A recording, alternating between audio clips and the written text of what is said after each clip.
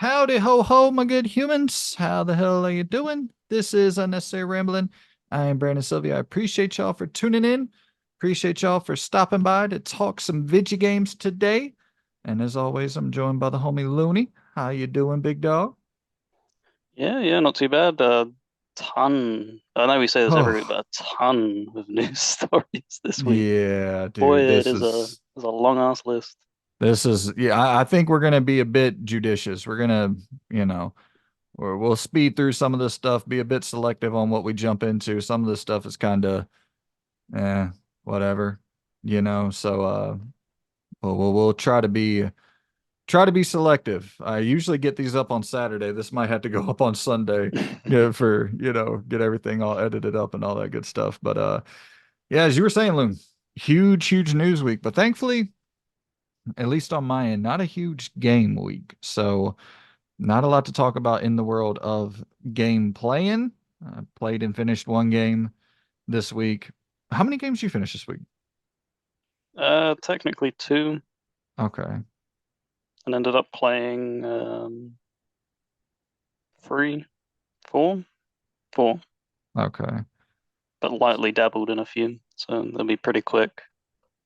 So, Nice. So we can probably rapid fire run through the what we're playing section, and then we'll get into the news, discussing the video game news. Like Luma saying, there is a ton. So you want to go ahead and kick it off with what you've been checking out, what you've been playing, the games you finished? yeah, I think I said I was on the cusp of finishing Gotham Knights last week. So ended up finishing that off. Jesus Christ, that last boss fight. What the hell was that? I can't even Why did remember it.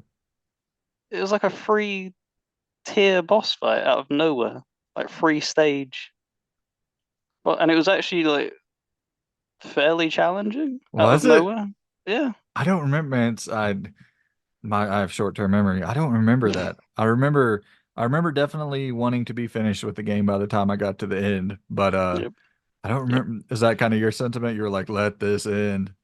Yeah. The little story nuggets that they were building up really didn't have payoff. Um, it definitely felt like a game with very like lack of direction and what they wanted to execute and stuff like that. So I I look upon it a tiny bit more favorably than probably at launch, but still, it's probably skip it if Yeah. you're of like any interest. It had no payoff at all. There wasn't any like, oh well, this was like the tiny redeeming factor of something. Like for instance, I remember the what was it, Arkham Origins Hmm. kind of got shit on when that came out, but it had a few decent boss fights and Oh stuff like that yeah, because it and still great was like, story. yeah. So it had like at least redeeming qualities. This really didn't. Yeah. Really didn't. I thought in Origins, like the Alfred relationship was so well fleshed out, and yeah, Origins had like actually a lot of interesting stuff. But to see that team take that long, and then that's the next thing, it's like, oh my God, yeah, it's just I mean, but the thing is, you can get it for like $10 now, so no On harm, Game no foul. Pass as well Oh, at is the it? moment. Yeah, it was recently added to Game Pass. That's kind of like what sparked it because I had it on disc, but I was like, go on then. I'll go back and finish it because I went and looked and I was like, if this is like a 40-hour thing, I'm not gonna go back and finish it. But you don't even need to. I say that they introduce what they want you to do interacting with the world like once throughout like the build up of the story and stuff. So it's like do these crappy crimes and interrogate this X amount of people, and you had to do that like I think you had to get three interrogations for each faction, and then you Yeah. never had to do that again. And that was like, why am I doing this? Yes. This doesn't feel good in the Th slightest. There's no payoff to this. those interrogations suck, dude. Especially like I think about the Punisher on the PS2 and Xbox, original Xbox. They were so good and like, they actually had interesting gameplay mechanics tied into the interrogation sequence. And then this is just absolutely filler. It's weird because Suicide Squad had the same thing where like it they even would recommend missions to you. You press X and it'll recommend the next mission to go to so you can skip the filler. And so it's like the studio knows the dog Mm. shit, and that's why they're like, hey, yeah, just go do 3 of these. You'll be done. Get back to the story, which there's a couple moments in the story with Gotham Knights that actually was pretty freaking cool. But yeah, it's just like a 6 out of 10 game. I'd say like a solid. It's better than Suicide Squad, I would say, but would you put it in that range, like a 6-ish? See, I've not played Suicide Squad, so I can't compare the two, but I would say for me it'd probably be five. Oof, yeah, Like there wasn't a single aspect of that game where I was like, oh, this is I'm enjoying this. It just yeah, felt like I just want to get to the end, and that's because it was the inner. I love finishing series and stuff like that, and just knocking. I love just checklists. yeah, I have the notes on my phone where it's every game I've beaten and stuff. Add the name to it, and then tally up the numbers and stuff. And like I said, if that was a 40-hour game, I would have just skipped over it and pretended it didn't exist the same way I'm skipping over like Marvel's Avengers. Because right. I like superhero stuff, but I'm not going to sit through 40 hours of that crap because that's Yeah, not worth the payoff. So when I looked into it and was like, okay, you can kind of, he's like 6 to 8 hours to finish Gotham Knights yeah, if you're not interacting with anything in the world which you really don't need to and don't want to. So yeah, for yeah, for me, sure. 5 out of 10. Oof. Well, on my end, the one game I played through and finished, and better than a 5 out of 10. I'm not as crazy as most people, but Stellar Blade, the old shift up developed PlayStation published title. I man, so for first off, game is hard as hell. So damn hard. I was expecting more of a Devil May Cry, Bayonetta level of difficulty and style of combat. It's much slower than that. Like it's more in line with like did you play Timesia? Yeah. It's more in line with that. So it doesn't have a stamina meter, but it's still soulsy. Like it's still very parry dependent, dodge dependent. It's not like about juggling enemies in the air and pulling off these crazy combos. It's not like trying to maximize the combo meter, which is really what I love in a character action game. This is much more deliberate, much more methodical. Every move really matters, at least on the normal difficulty. You can bump it down to story, which I absolutely had to bump it down to story for 2 bosses in particular. They just crushed my ass. But the story actually, so you have normal difficulty and story. The cool thing about the story difficulty is it teaches you how to play the game, which I think is kind of like the coolest way of a difficulty system where it almost encourages you to jump back in with the normal difficulty. Because so what'll happen is you'll bump it down to story difficulty and then you'll be in a boss fight and it'll pop up on the screen almost like a QTE of exactly what you're supposed to do when the boss like, okay, now here's the purple attack, here's the blue attack. Dodge forward for the blue attack, dodge backwards for the purple attack. When it's red, parry. And like you start getting accustomed to all of these systems because of the story difficulty of how they laid everything out. So shout out to them for that. I really appreciated that, and I felt like I was able to. Which, so I played probably so there's a boss named Juggernaut, and that's about 6 hours into the game. I think it's Juggernaut.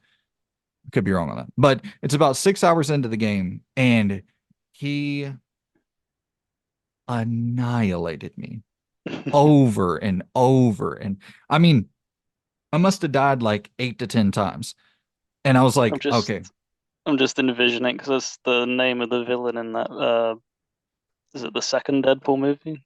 oh yeah, the Juggernaut, yeah, X-Men and he just villain, yeah. rips him in half. I'm just Yes. imagining that. It's Uh, that scale too. It's like a big old hulking, just brute, one hit and he's just depleting almost your entire health meter. Um, and so that boss and the final boss I had to drop the difficulty to story. I think I picked I think I got the bad ending. I won't really spoil. I'll just say you make a decision and that impacts the good or the bad ending. I think I just made the wrong decision because the is that at story. the is that at the end that you make the decision or throughout the game? the end. Okay. Yeah. And yeah, I'll just say that I wasn't left satisfied with my ending. I was like, oh shit, that seems kind of bleak. Did you look up the other ending? I haven't yet. I haven't yet. So the thing is like I was really trying to rush through this because I had Sandland sitting there waiting to be played, which I have played a little bit. I'll talk about that at a later time. But I haven't played much of it at all. But I really wanted to jump into Sandland. Just haven't had a lot of time to really dive into it. Um, but yeah, Stellar Blade, I I like it. I think I really like that it's a lot more than just a combat. It's the highlight of the game is the combat, without a doubt. But it does a lot more than that. Like it's surprisingly well produced. It's surprisingly fun to just maneuver around the world. They have like Jedi Survivor-esque wall running and jumping onto, ropes or platforms and stuff like that. And there's like some little thrill of just the environmental discovery of like, oh, I think I can grab that ledge. And like there's cool things, and there's even sections almost akin to Resident Evil where you're shooting at glowing orbs and exploding different parts of the environment so that you can like traverse through a previously sectioned off area. And they got cool stuff in there that's not just like one-to-one moment-to-moment combat, so it's the puzzle solving. There's a specific laser puzzle that I absolutely freaking loved in this game. Was so good. One of my favorite puzzles I've messed around with in years. Um, yeah, it's the combination of everything all together. Like I'd say it's a solid 8 out of 10 game. Like a 8.1, 8.2, like really solid 8 out of 10. Nothing that I would really throw up there as like a game of the year contender. It's not. Dragon's Dogma 2 is still like, and that's the weird thing, where I heard so many people talking about how hard Dragon's Dogma 2 was. And I kind of breezed Mm, through Dragon's Dogma 2. And then I've heard a lot of people talk about how easy Stellar Blade is. And I'm like, what is the thing with me that I don't get here? I think it's. I think a lot of people have become accustomed to like the Souls combat kind Hmm. of stuff, and I think the thing that people run into with because it kind of has inspiration to Soulsy combat, the Dragon's Dogma, it's the unpredictability of it, and you're fighting the environment as much as you're fighting the enemies in Dragon's Dogma 2 as well. Yes.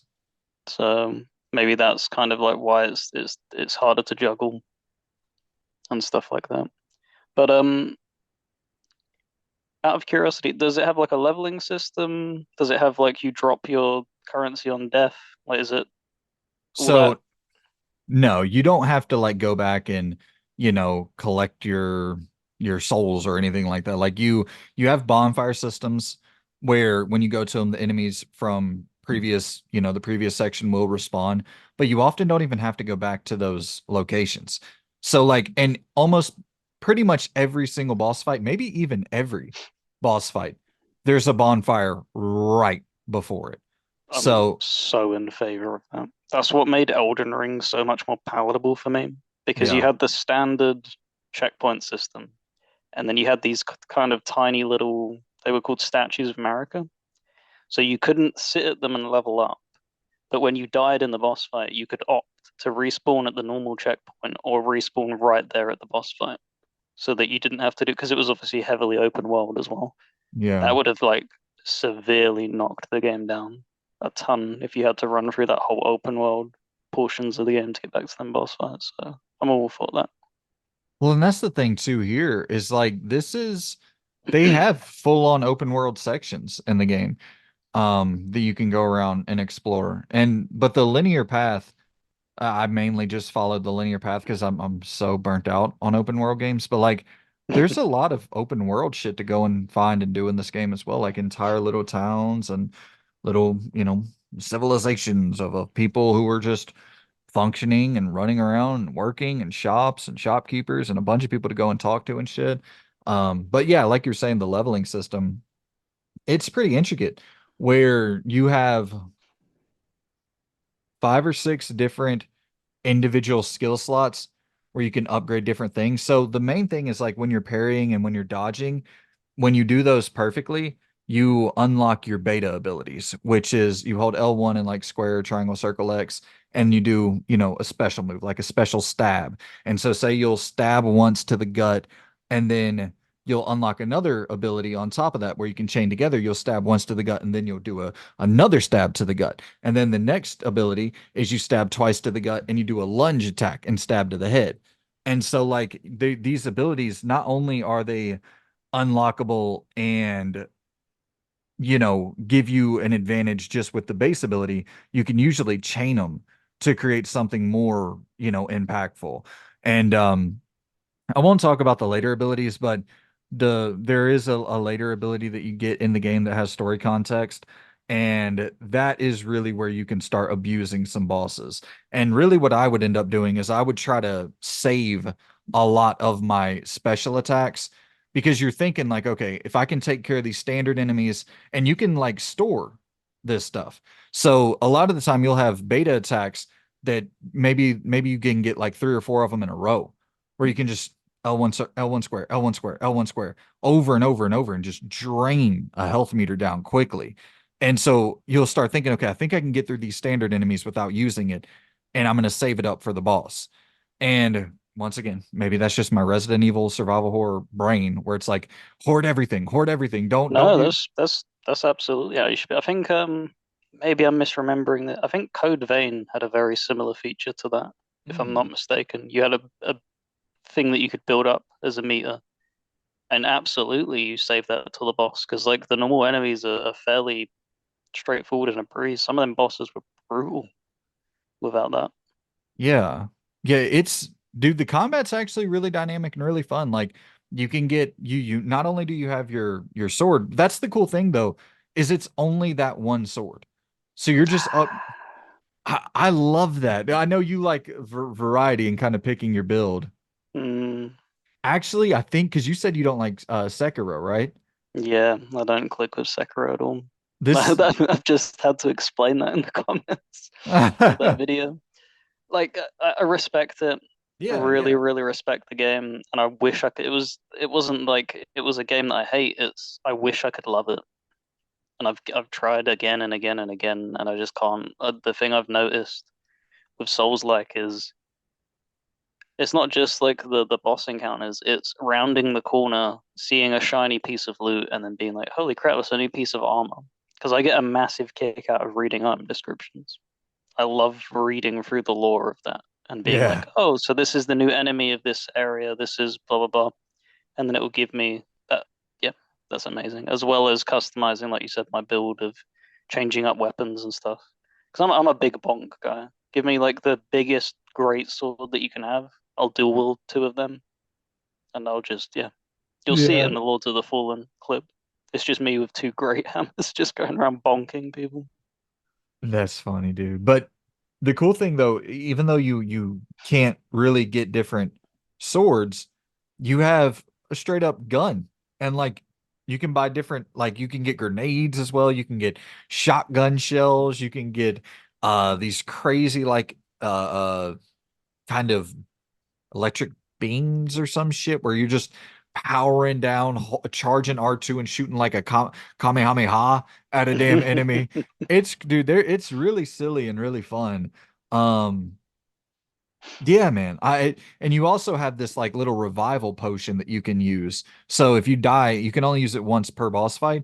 But if you die and like you got, the enemy's down to 25% health or whatever, you're like, okay, thank God. If there is like that sigh of relief. Um, but yeah, I enjoyed it a good bit. I'm not like crazy about it to any real degree, but I thought it was really good, like really, really good. So you already like eliminated one of the questions, which is what I was going to ask about like the loot and stuff, and if you could change that. But how long did it take? Would be my last question. Like, what was the I would time frame it clocked in at? I don't know off the top of my head. I would say 15, 20 hours. Not too bad, but like I said, I went the golden path. I avoided as much side shit as I could possibly avoid. Um, but and that's not an indictment on the game's side content. It's just yeah, I'm pretty burnt on the roamy nature of open world games. I kind of just want to get to the point right now. I mean, so many have piled up already this year. Rebirth and Banishers and Dogma, and yeah, it's just been a lot of them back to back to back to back where it's like, okay, if I can take a linear path and play this like a DMC game, happily, happily, happily, I will do that. No, that's Um, cool. but yeah, it's I had something else that I was about to shout out, but I completely fucking forgot my train of thought. Oh, performance. Rock solid. Rock solid performance. Like one of the most consistent, just best performing on a technical level. One of the for this style of game, it's so important. But I will say, in terms of frames, it's just like it never dips, drops. You never have a bit of screen tearing, any issues like that that would take you out of the game. But there's a little bit of, and once again, I'm not a Souls guy, so I don't. Maybe this is just me, but it seemed like there's a little bit of input delay where like I almost have to do my parry a little early for it to like register in time or something. Like I don't really know how to break this down, but like it always felt like I had to go before it felt right to go. Like they would be about to land their attack, and if I did it right as they landed, I'd get hit. But if I did it a little bit before, parried a little bit before, I'd get the perfect parry. And it's like something doesn't feel Yeah, right about that. that might be a design choice to try and give people like a bigger window. Mm. Maybe is what that is. Is the only thing I can think of. You But get used to it. it does, yeah, but it does feel weird though. Like when you're thinking, like when you have to parry, you want it literally deflecting as it hits. Yes. So yeah, that'd be a bit jarring. Yeah. Yeah, and it's so weird, I was looking on the internet and I was seeing people talk about they died over and over for the first boss of the game. And I'll have footage running of the first boss. And I died once because I didn't go to my little thing and upgrade my skill. I had a skill point that I didn't use, and it was like you have to friggin' use that to beat the boss. Maybe you don't have to, but it was a breeze after that. And it's just it really we should have a whole conversation about this at some point. Difficulty is a really, really weird thing in games. I really want to get like some understanding of like what makes games difficult to certain people because I go into this game, I breeze through the opening sections, and then I hit a wall at that juggernaut dude, and it was just like, what happened? Like what I really want to know, like what did I not what ability did I not equip? What upgrade did I not use properly? Like, what did I do where I ran into this wall after having such a simple time? And I'm hearing, a lot of people say they died over and over with the first boss. I breezed right through the first boss. And then I hear a lot of other people say, yeah, I finished the game just easy breezy, beautiful cover girl. And I'm like, what I don't understand. But yeah, it is worth got to point it out for people out there who are not looking for a Souls game because this game doesn't present as such. Like when you Mm, look at it, you don't think of a Souls game. It's a Souls game, like straight up. It doesn't have a stamina meter, but that's the only non-Souls thing about it in terms of that combat design. It's very, very Soulsy. It does not, I promise you, it does not feel like Devil May Cry or Bayonetta at all. Does not have that speed. Much more yeah, which even. is what we thought when we was looking at it leading up to it. I think you kind of what I kind of thought it would have been maybe similar to was like the Nier franchise because I even asked that to you. I was like, is that similar? And it doesn't appear like it's the case. Yeah, it's much more.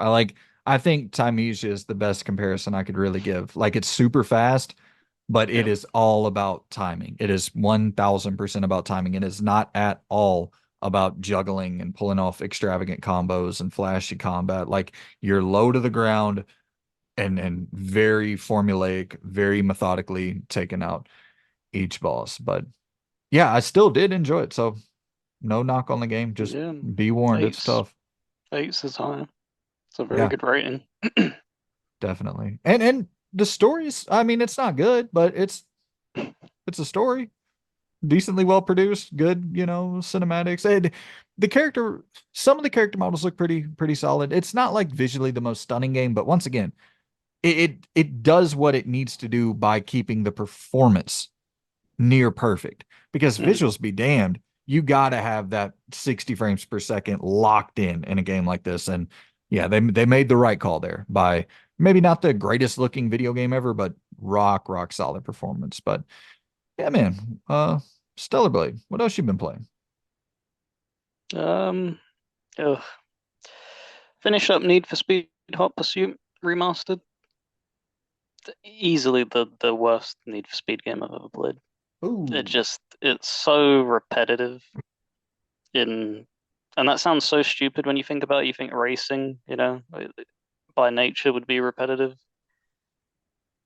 which in some degree, yeah, that's true. But like you don't get any customization of your car, so you have no control over that. You just get gifted things as you level up, and it's this set map, and it reuses the same like routes constantly, and it has the cop campaign and it has like the racer campaign.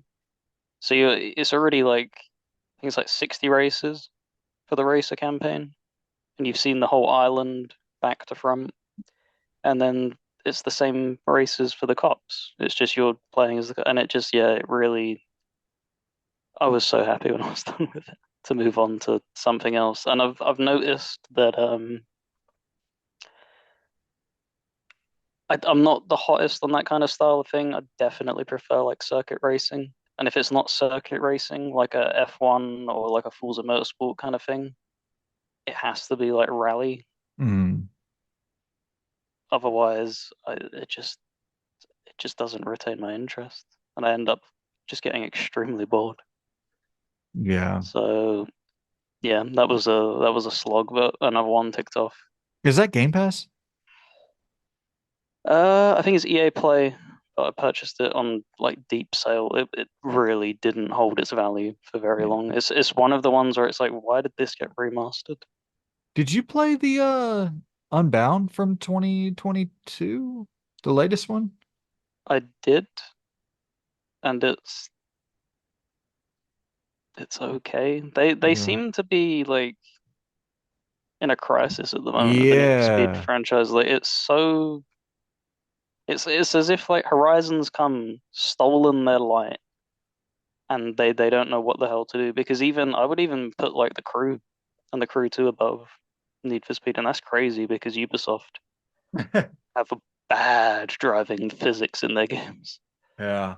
And now we So got Solar Crown, te the test drive coming back for oh, the I'm first time. so I'm so hyped for that. I'm Yeah. such a big fan of Test Drive Unlimited. The amount of time I've spent in Ibiza in that game, it's Yeah. So crazy.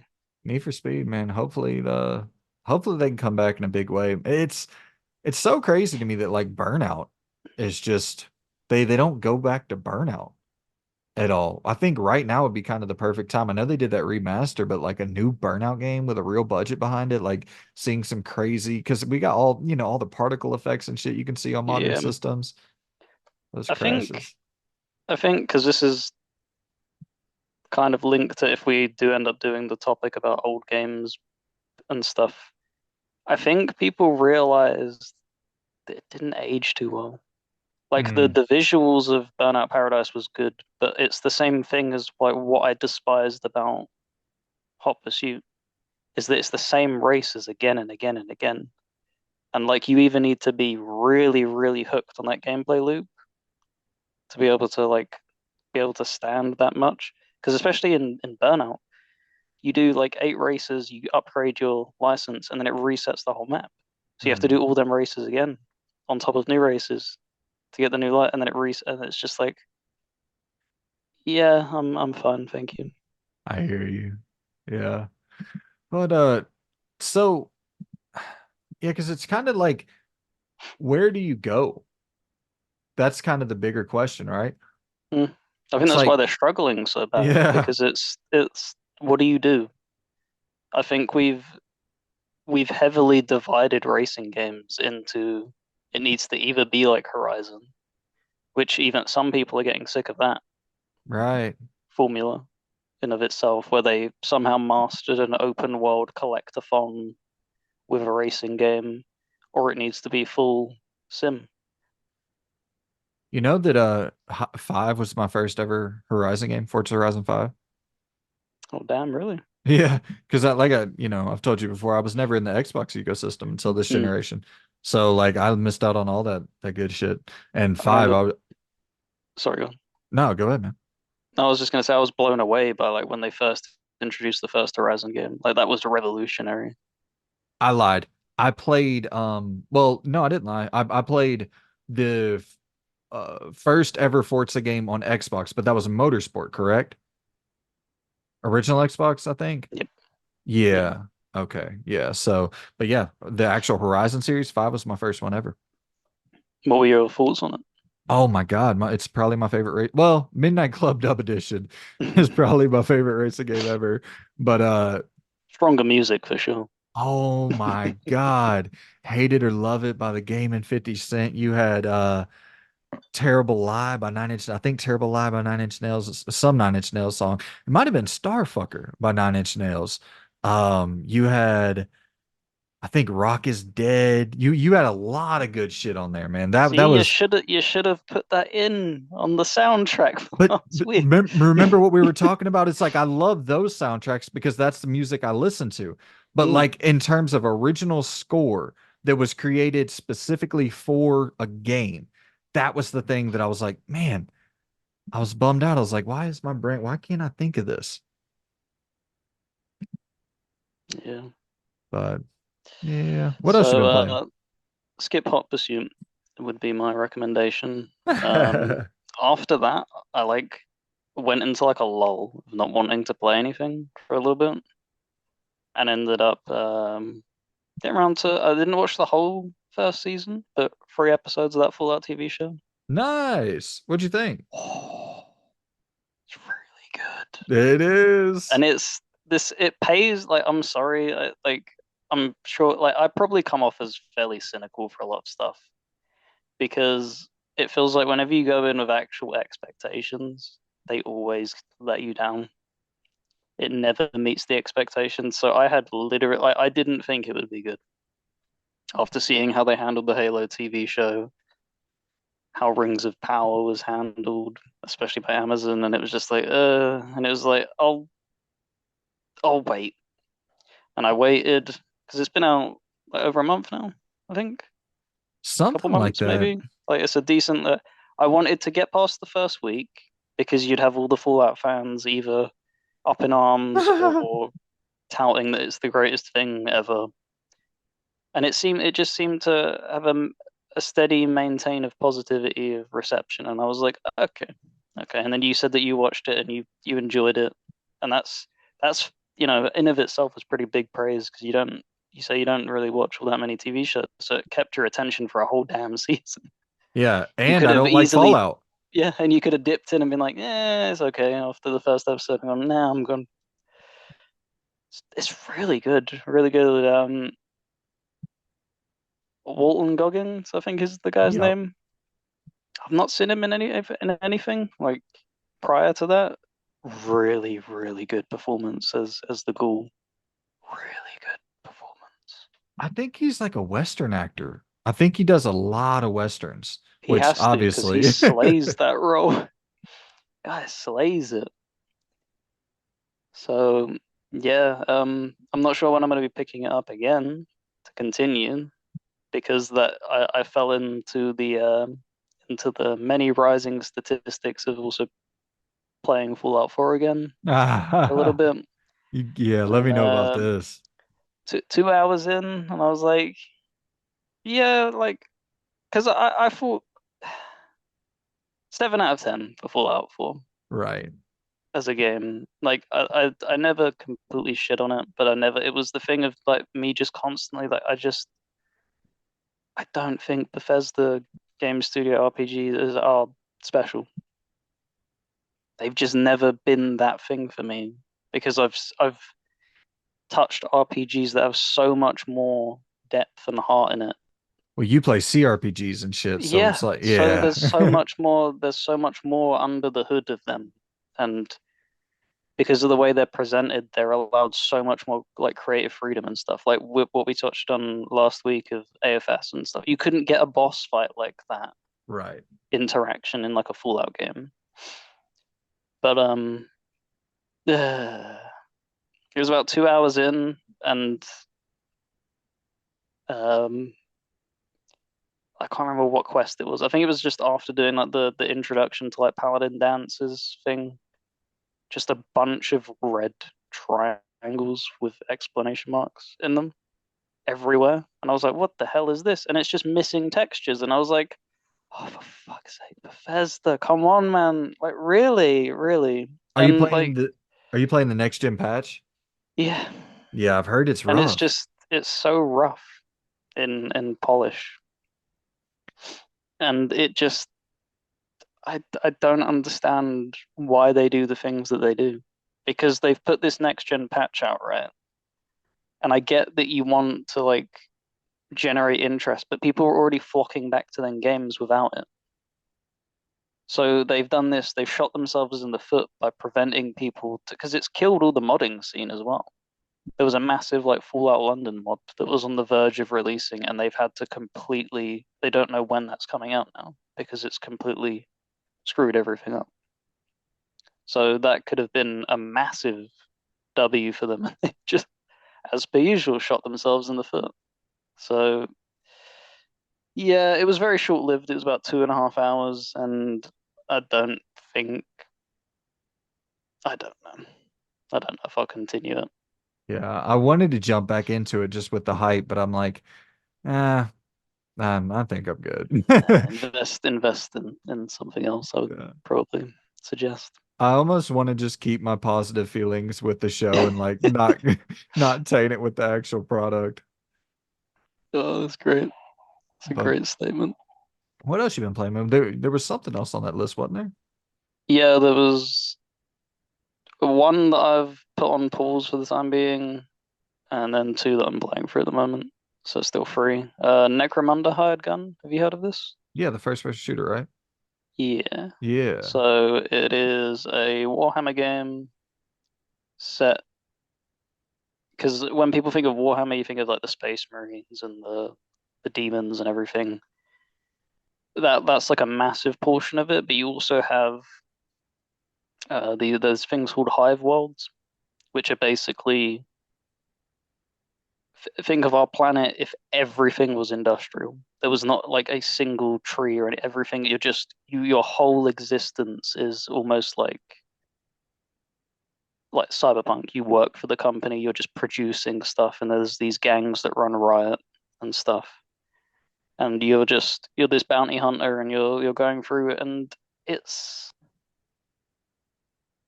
it's like a Doom 2016 light kind of thing. Like I could see what they were going for, but it's a Warhammer game. It's never gonna have the budget to pull anything off in like a good way, really. So everything kind of is very wobbly and shaky in execution. And oh my God, the main character's voice is horrendous. Like Oof. I'm sorry, I know that it's your job and stuff, and but the combination of writing and execution is so bad. It's so unbelievably bad, and it just gets me thinking because I'm like, that's a big thing for me, like having to listen to voice actors. And I was thinking, like, there's so many good voice actors out there on the market that you can get for cheap. Like, I was like drumming up in my head, and I was thinking, like, dude, like you could have, because it's like British and stuff is what they try and get actors. You could have got the guy who did Kirk from Greedful. He would have Right. slayed that role like on the cheap. Like, I don't think he would have commanded a massive payroll. And that guy's like a really good voice actor. Underrated voice acting in general in Greedfall. Like really good cast. Yeah, the main character was really good.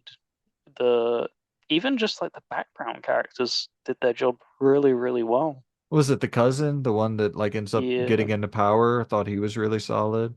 yeah. Um, Constantine, I think his name was. Constantine. Yep, Yeah, Constantine. Constantine. You had I'm drawing a blank on his name. The paladin kind of guy. He was pretty good. Oh yeah, yep. He was like he had the pirate ship or whatever. Yeah, Yeah, he was Vasco. sick. Vasco, yeah, look at you, dude. Yeah, 2019. Did you played that when it came out? Yeah, finished it. I'm a Yeah, massive, massive fan of their RPGs. Big that's fan of the sick. Technomancer, Mars Warlogs. You got five Then years of that knowledge just still that goes to show you that it, I mean, it made an impact. That's sick. yeah, well, I love my Eurojank, so That I feel like that's lesser on the lesser end, and it is. they've broken through. They're now double A. They're no longer Eurojank. Yeah, no, it really is. Yeah, it's like not to go on a full diatribe here, but Greedfall. I mean, I think Greedfall is one of the best BioWare light games you Mm. can possibly ever get. Like nothing has scratched that itch for me as well as Greedfall outside of BioWare's games. So shout out to It's them. it's what worries me is that Andromeda was perceived fairly poorly. If they screw up Dragon Age 4 and Greedfall 2 kicks ass, that's that's I think that's them done as a studio. I don't think they recover from that because this is heavily shifting, showing that you're getting completely outperformed by somebody who's on a budget because their games, they're not huge budgets for what they accomplish. Like Greedfall was fairly low, but it's the biggest budget they've ever had. Don't get me wrong, but you put that up against like an Andromeda, it's nothing. It's a drop in the water. Well, you think about like the fact that we're in the craziest year ever of layoffs, and I have a story here that we might not have time for, but like Roll 7, Mm, just their entire studio just closed after putting out Roller Drome and Ollie Ollie World in the same year. And this is just like what those budgets can't be anything crazy. Like, it's exactly what I wrote down. It is the tiny but the Kerbal Space Program developer, I think, is what they yes, either they were they that or it's no, also what got shut down as well, I think along that's with the that. Seattle team. Yeah. And it's like they don't. They're this is Take Two, man, and it's stop. You just need to stop being acquired by big companies. I know it seems tantalizing, and it seems like security is not. It really isn't. The only person that benefits from that acquisition is whoever is in the very top of that company that gets that big payoff, and they just dust their hands of it and they walk away. Shinji Mikami Yep. out. Mm-hmm. Uh Bethesda dude. What's his name? That just dipped. Pete Pete Hines. Pete Hines dipped. Uh, these dudes who are high up who probably have stake in the company who've been there forever, Yep. like they're gonna get paid and they're gonna get gone. And like, there was another one that it just came to mind and I just freaking lost it. But yeah, like absolutely. Once you get acquired and you got that vacation for the rest of my life on a beach with a fine lady and a cocktail and a like, yeah, I imagine it's pretty hard to wake up at 8 a.m. every day to drive into an office to make the third game in this long running franchise that you quit caring about after the first one. Like, and I'm not saying that for everybody. I'm just saying like I think it's also more like them losing creative freedom over true. everything. When you get sucked into these big companies, they turn around and they go, okay, well, we want it done this way now. Yeah. We don't want you to make what you've made. We want you to be hitting all these checklists and these buzzwords. These need to be in the marketing and stuff like that. True, man. So, 100%. But full on, we were going off the rails on a crazy train here. But you have something else you wanted to shout out? Grid 2019 is a hell of a lot better of a racing game. That's, That's Game Pass. I don't know. I think everything's Game Pass to I me. think so. It must be. It released in 2019. It's either been on Game Pass or it is on Game Pass. Yeah. Um, a hell of a lot better of a racing game. But even then, it's a little bit weird with the driving. It feels very. This is the only way I can explain it is if a toddler was holding a car and simulating that you're going around corners, like with a Hot Wheels car, it feels like Yeah. that, like dragging across. So it's not like It's not the best thing Codemasters has ever put out, but it's a hell of a lot better than Hot Pursuit Remastered. Yeah. And so yeah, fairly quick with that because it's not really all that special and important. But dude, Lords of the Fallen has won me back. Got you. Oh my God. Its performance issues are still there. Jesus Christ, you go into like new areas and it feels like it's the beams supporting the game are rattling and it feels like it's going to collapse at any moment. But when it finally loads the assets, it doesn't stutter and stuff. But they did I think it was the 1.5 patch is what they called it. I have so much respect because I had issues with the game and I didn't hate every aspect of it. It was more so being let down as to what it was and what I wanted it to be. But they've added like an official randomizer and like in-game modifiers and stuff like that. And that is the greatest thing that you could add to a Souls-like because you usually get this stuff on PC. You never see this on consoles. It never ever happens, and it's available on consoles. And what I've enabled to kind of like spice it up is I've foregone. I don't need to upgrade my weapons because they level up with me. When I get a new weapon to drop, depending on what my level is, it will just pre-upgrade the weapon to be in line with what they would think. So if you're like level 60, it'll be like a +7 out of 10 and stuff like that. So I don't need to worry about farming and using my currency to upgrading that. And I also enabled the randomizer thing. So every single piece of loot, be it like predetermined like in place or a drop from an enemy, it can be anything. It could be any weapon, any armor and stuff. And that's oh my God, that's like completely spiced the game up. That is amazing. It's such a cool Nice. feeling to like it's no longer you kill like a random mob and you see the glowing thing on the ground and you're like, ah, it's just gonna be like some one-off consumable crap that you're not going to care about, or it's going to be his crusty headcloth that he's wearing that I've just crashed off him. No, it can be like the end game boss's weapon and stuff. And it's something I've always envied from PC players because they've been able to do this for so long with like Elden Ring, Souls likes, even like people have gone back and done that for like Castlevania. I would love to go through Symphony of the Night with a randomizer. That Yeah. it's so such a cool feeling and stuff. And yeah, I have nothing but respect for the devs that are on this Lords of the Fallen because they've listened to all the feedback and they've been very, very open to the feedback and changing things to try and help people try and enjoy it more and more. So they clearly love it as well, the series. They've as I've got further in the game and stuff, it's got a lot of ties back to the first game. They've not just completely retconned it. So that was very interesting. And I think it's leaked that it's going to be joining Game Pass in the Oh, next couple of wonderful. months. So perfect time to Nice. get in. Yeah, absolutely. I mean, hopefully get in right before Elden Ring DLC. Yeah, that's July, isn't it? I think Or so, June, yeah. June, July. So you would hope that. I mean, it would make Next sense to month. just get it. Well, even at the end of like May or something. Or the Xbox showcase. When's that?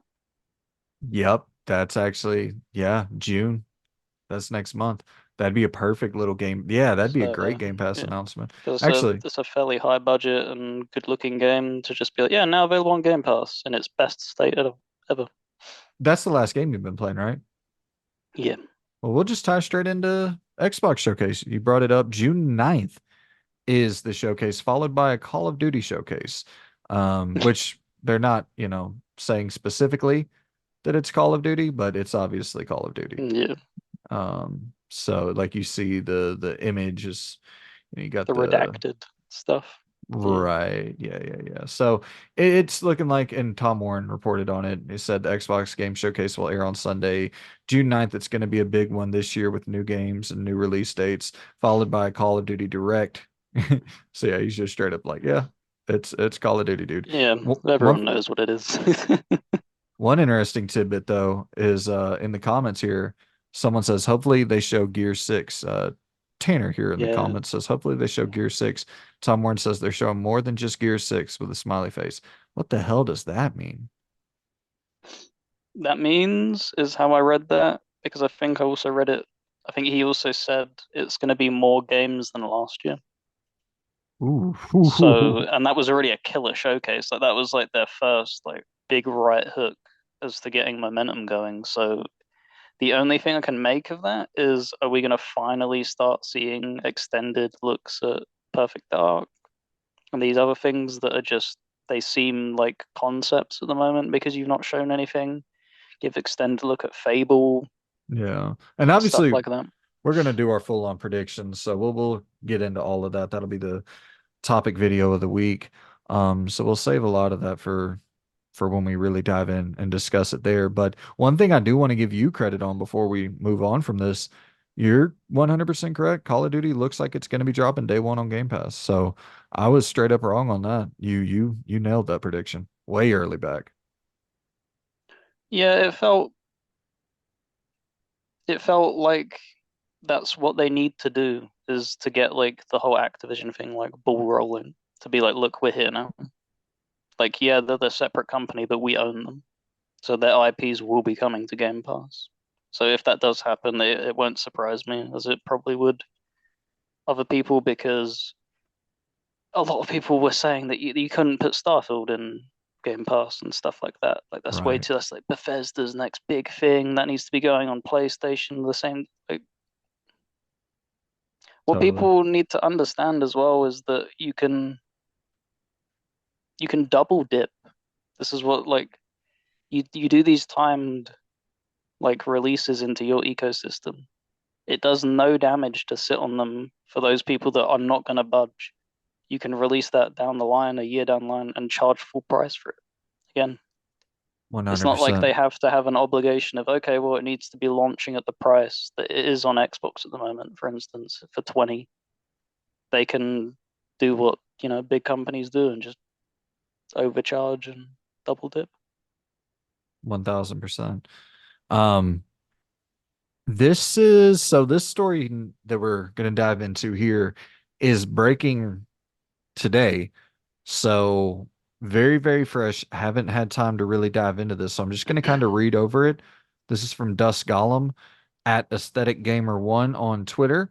I have good news slash rumors to deliver on Resident Evil 9. The possible delay I heard murmurs about can be pushed aside. RE9 should be revealed pretty soon and release next year. If what I heard previously holds true, it should release in January. It'll have had about 7 years in development. January 2025, I hadn't heard now, just been a date I'd heard previously. They probably are still aiming for, but never know in game dev. I won't leak, rumor, any other details of the game. Just let Capcom do their thing and let them surprise the people. Just to explain something, RE9 started early development in 2018 as a possible RE8. Village has started dev as RE8, then became a spin-off title, then ultimately became RE8 again. This game became RE9, and ultimately, yes, RE8 and RE9 were in development at the same time. RE games are usually greenlit in batches and planned out for a few years to keep the series near annual. As I've heard a few times before, there was this funny period in 2018 that RE2, RE3, RE4, RE8, and RE9 were all in development at the same time. There's something kind of similar. There's something kind of similar that happened recently as another batch of RE games were greenlit in early 2023. RE9 has the biggest budget and longest dev time of any RE game to date, and I've described previously as ambitious.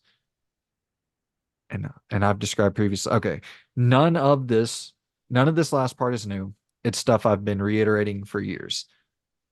So Loon, we have some pretty big. Dust Golem is about as reliable as they come in the, especially in the Resident Evil, but just in the survival horror leaking space. That's such a weird phrase. But yeah, RE9 looking like it could release January 2025.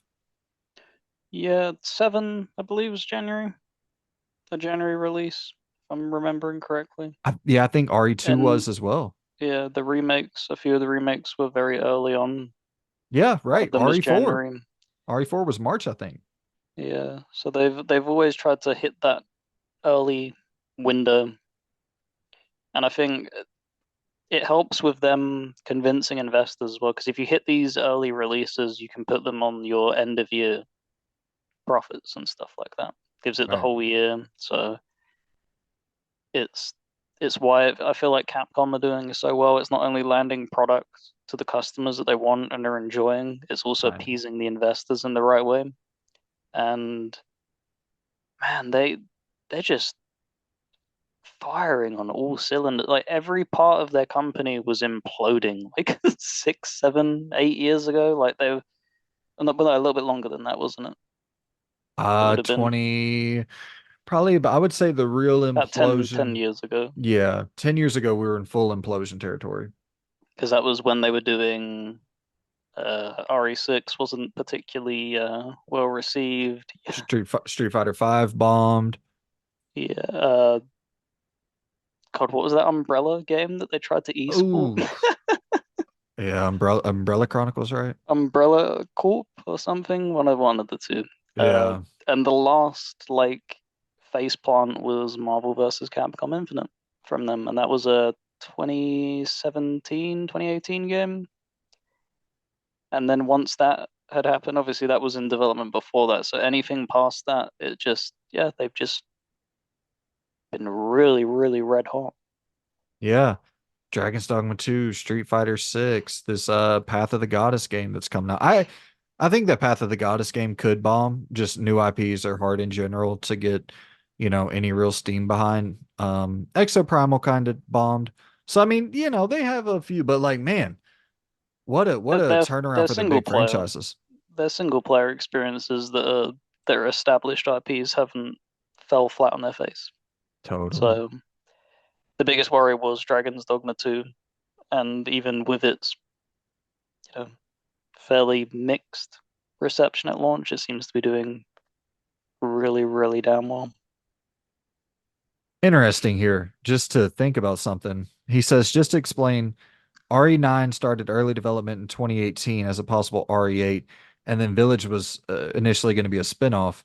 So that would mean that Village, RE9, RE4 were all in development at the same time, as well as RE3.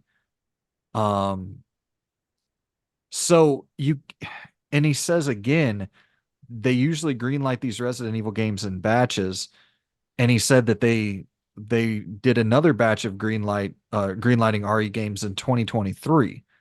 So that wouldn't be interesting little detail here. That wouldn't include RE3. That wouldn't include RE4. That might not even include RE9 since that was No, already in yeah, development in 2018. that's a whole new batch. So that is an interesting tidbit. What in the hell is that batch?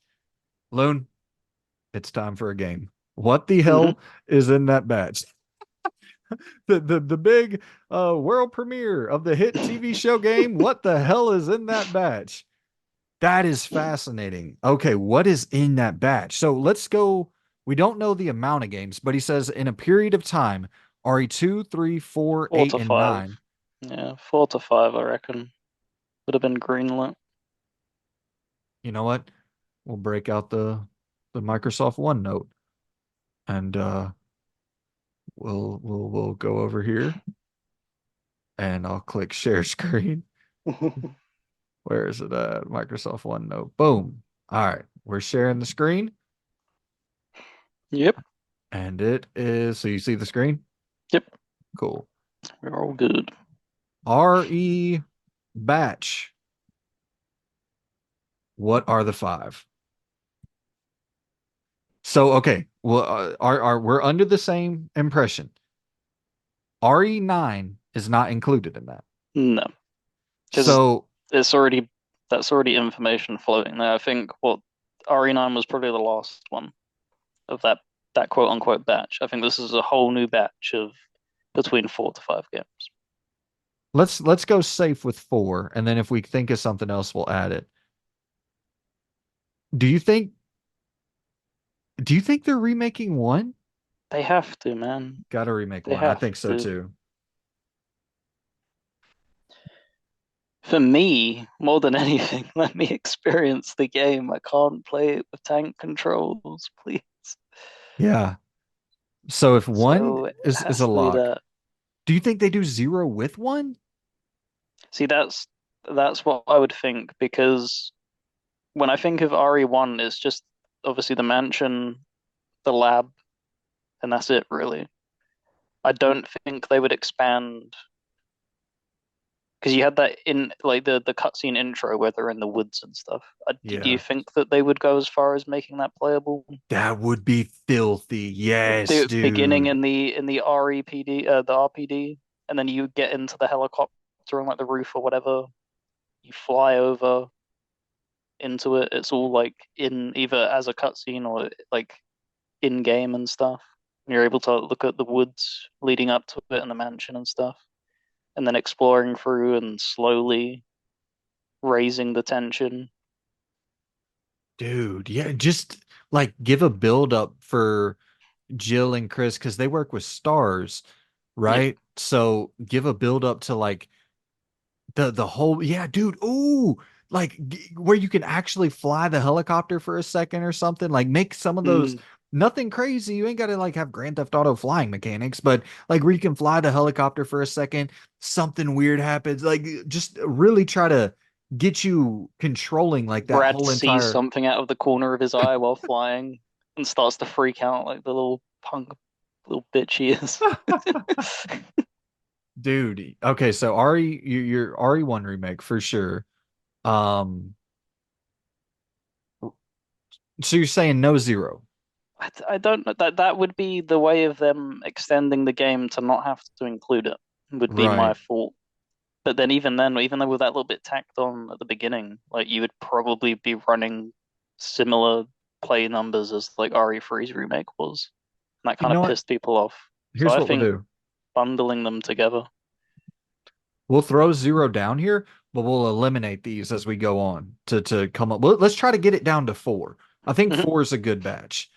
Code Veronica? I feel like Code Veronica. I know that it Code Veronica is such a weird story that's really hard to tell in today's era because it is like it's so far beyond Resident Evil's like lane of darkness. It is really, really like it's uncomfortably dark.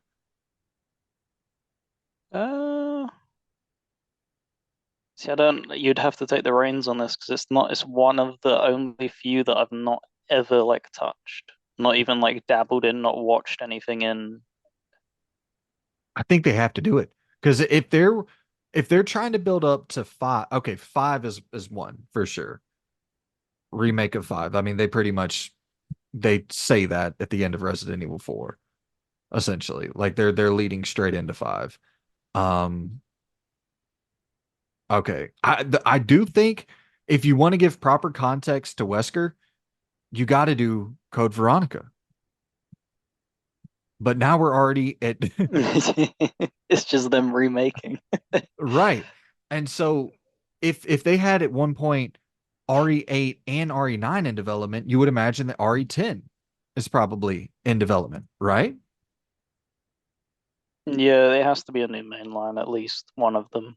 And I'm not even I shouldn't say in development, but I'm in this green light In batch. yeah, in the spitballing phase of the roadmap as to what they want to achieve as the next however many releases, yeah, in the next batch. So we're at five now. We got to whittle this down because here's another thing. The I mean, an absolute outbreak. The multiplayer games from the PS2.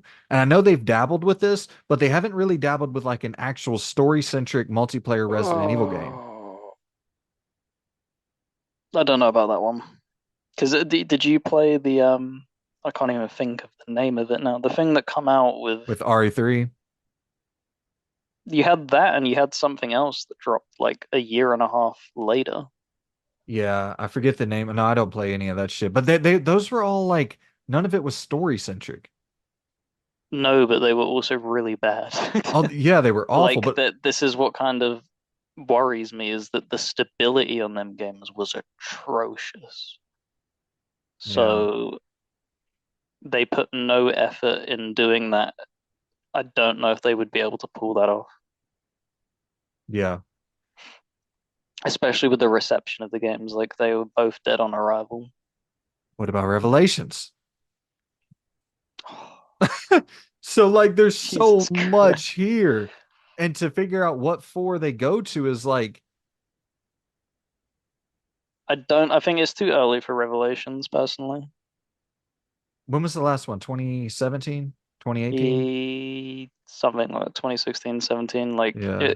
Revelations 2 solely released on the next gen. Right, right, right. Sick ass game. Yeah, really damn good.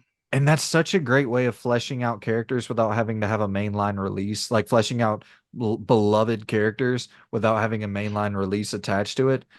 Um, Damn. Yeah, we could keep going on because there's other like spin-off games that we might not even know about, and which would be impossible to predict that.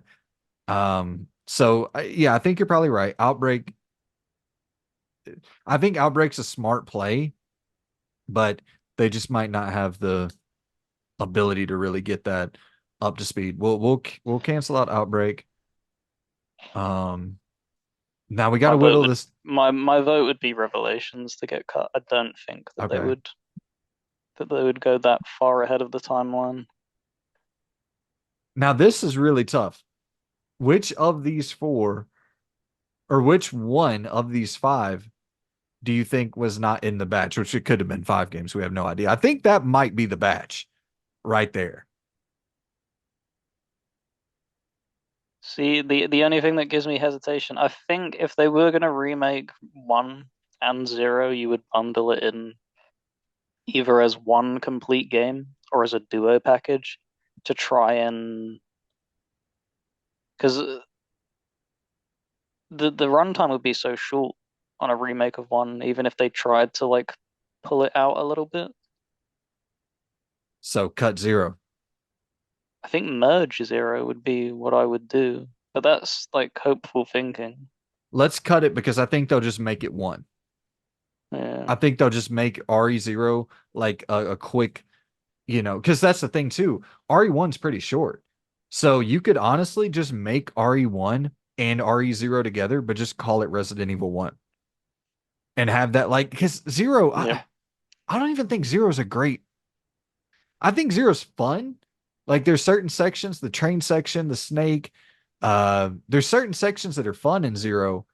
And I even like the inventory system in 0. I think that's really, it was just unique at the time. But as far as an origin story to like lead into Resident Evil, I don't think I don't know. I think RE1 honestly is better left alone and just maybe forget about 0. So you think this is the 4? I think, yeah, as in the most like sensible thought process of it. Do you know what I'd actually really like though? Hit And I me. don't think this would ever happen. But like, because it's always focusing on the goodies, as it were, the Jills, and dude, give me like an entire game about Wesker. Give me something where it's like, show me what made him go down the paths that he went down. Show me Yeah. like the back behind the scenes things. Yeah. Yeah. I Because the mean, closest we've had to that is Umbrella, was it called? the was that Resident yeah, I never played those Umbrella Chronicles. Operation Raccoon City, that's what it was. Where you Okay. play as the team sent out and it's not canon because you can choose to either let them live at the end, the main characters, or kill people Oh wow. and stuff like that. But like a canonical like Wesker game would be, I would be probably more excited to play that than a brand new like RE entry because it'd be so Totally. much different.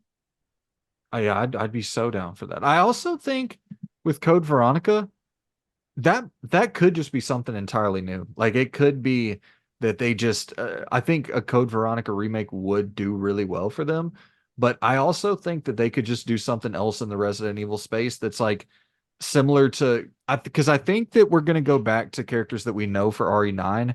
I think they'll try to continue that with RE10. But I also think there's room in the Resident Evil space to do new characters like Ethan, like the Winters family, but maybe not mainline. Or Mm. maybe they do the remakes with the characters that we know and, spin those into Revelations games, a new Outbreak game, whatever, and then make the mainline series characters that we don't know. But well, we can save all that for a later time. So those are our four: RE1 remake, RE5, Code Veronica, and RE10. If we had to pick four that are in the batch of green lit Resident Evil titles, that's the four we're thinking. Always a nice time to throw a little game into the mix. All right. So another story that broke today that we are kind of flying by the seat of our pants here, reacting to in real time. From May 6th, new Helldivers 2 players on Steam will be required to connect their account to a PSN account. Current players on Steam will start to see the mandatory login from May 30th and will be required to have a linked account by June 4th. And I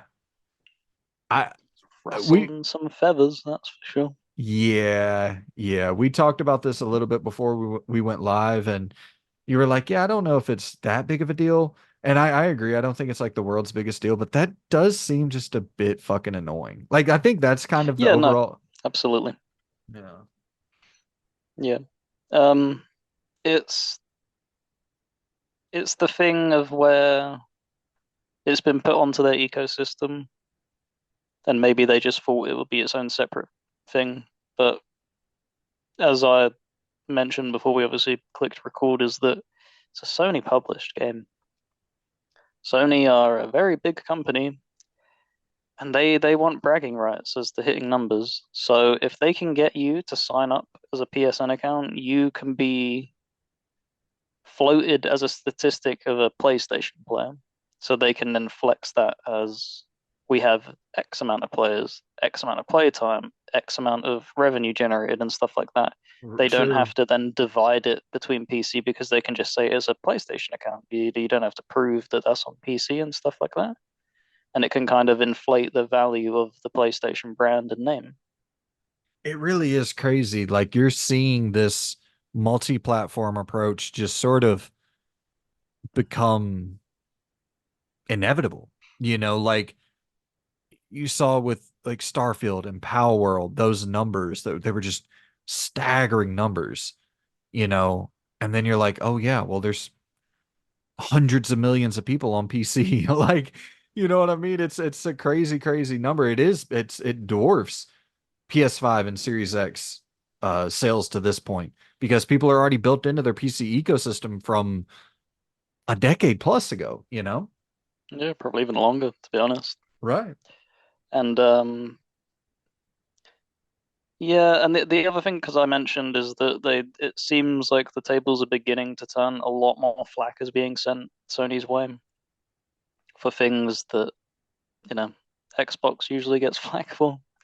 So it's me sitting in the background going, you know, they don't like you. These companies, they're not your friend. This is what everybody needs to seriously begin to understand, is that PlayStation is not the good guys.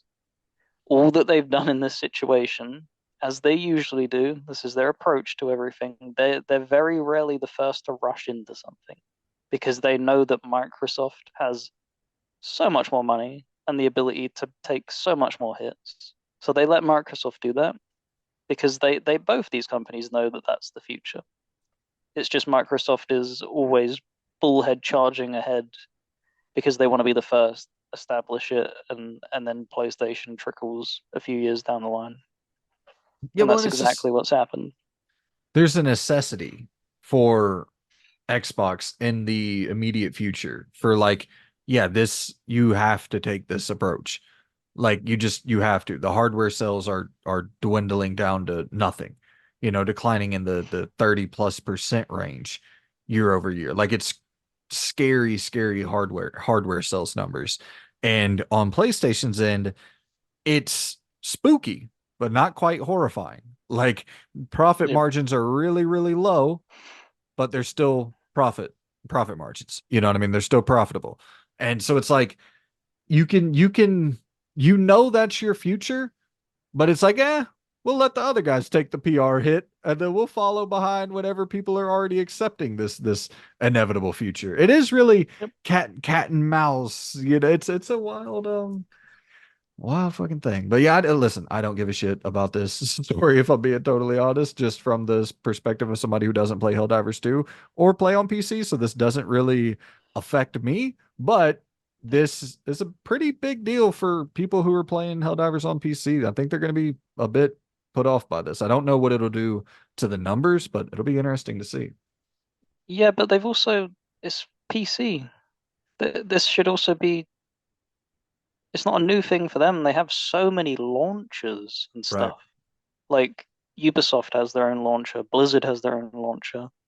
I think I don't know if it's still up, but Bethesda used to have their own launcher. Yeah, but like Ubisoft's goofy ass tries to put that into console games where like you got to create an account and like what the dude, you let A me play Uplay game. account, yeah, guys. Woo! Earn Yeah. little virtual currencies so that you can unlock a skin. See how nice we are to you? We could have sold you that for real money, but we're so nice.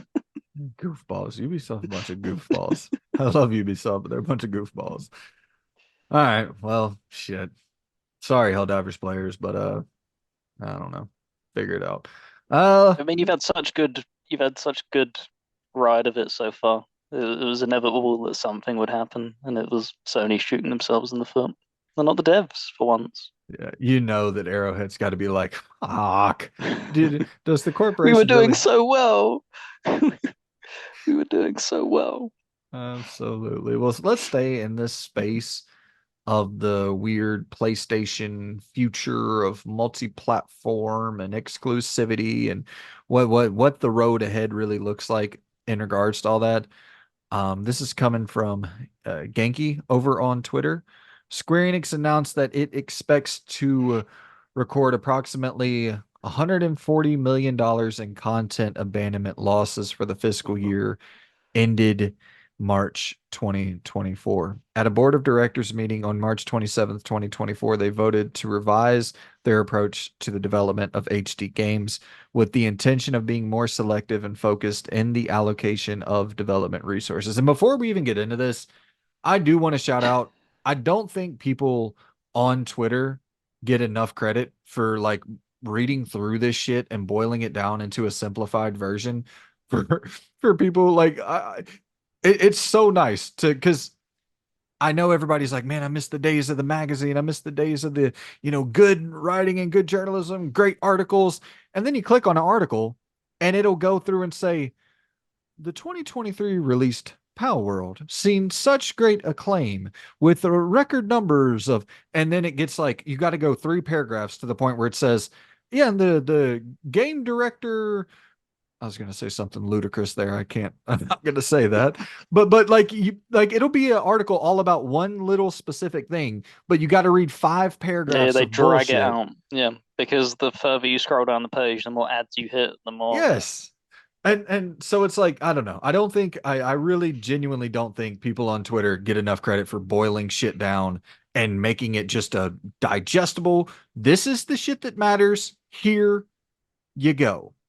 I love it. I appreciate all of you, you good Twitter people out there who are doing the Lord's work. So this is uh, as we were talking about, the multi-platform future does seem inevitable. I do think a big part of this that people are overlooking is probably Forspoken bombing Mm, to the degree that Forspoken bombed. I think that probably plays a huge factor in this. I don't think everybody's like kind of dooming and glooming Final Fantasy's future, which I do think that's the no, what you mean? no, there's no way. Like, even if it is underperforming, like that will never affect Final Fantasy. They love Do you it too understand much. how? No, but like that as well is like their premier title. Like they've bombed Final Fantasy into the ground so many times. Do you understand how much like Spirits Within, the movie that the first like Final Fantasy movie that they did so damn bad. It cost them so much money, and that could have been like them being like, okay, we'll cut that off, and they didn't, and they bombed with like Final Fantasy 13, and they still went with it. They bombed Final Fantasy 14's initial release really bad, and they stuck with it. Like Final Fantasy is way too important to them as a company. Um, it's definitely these other titles and stuff, and they need to do something.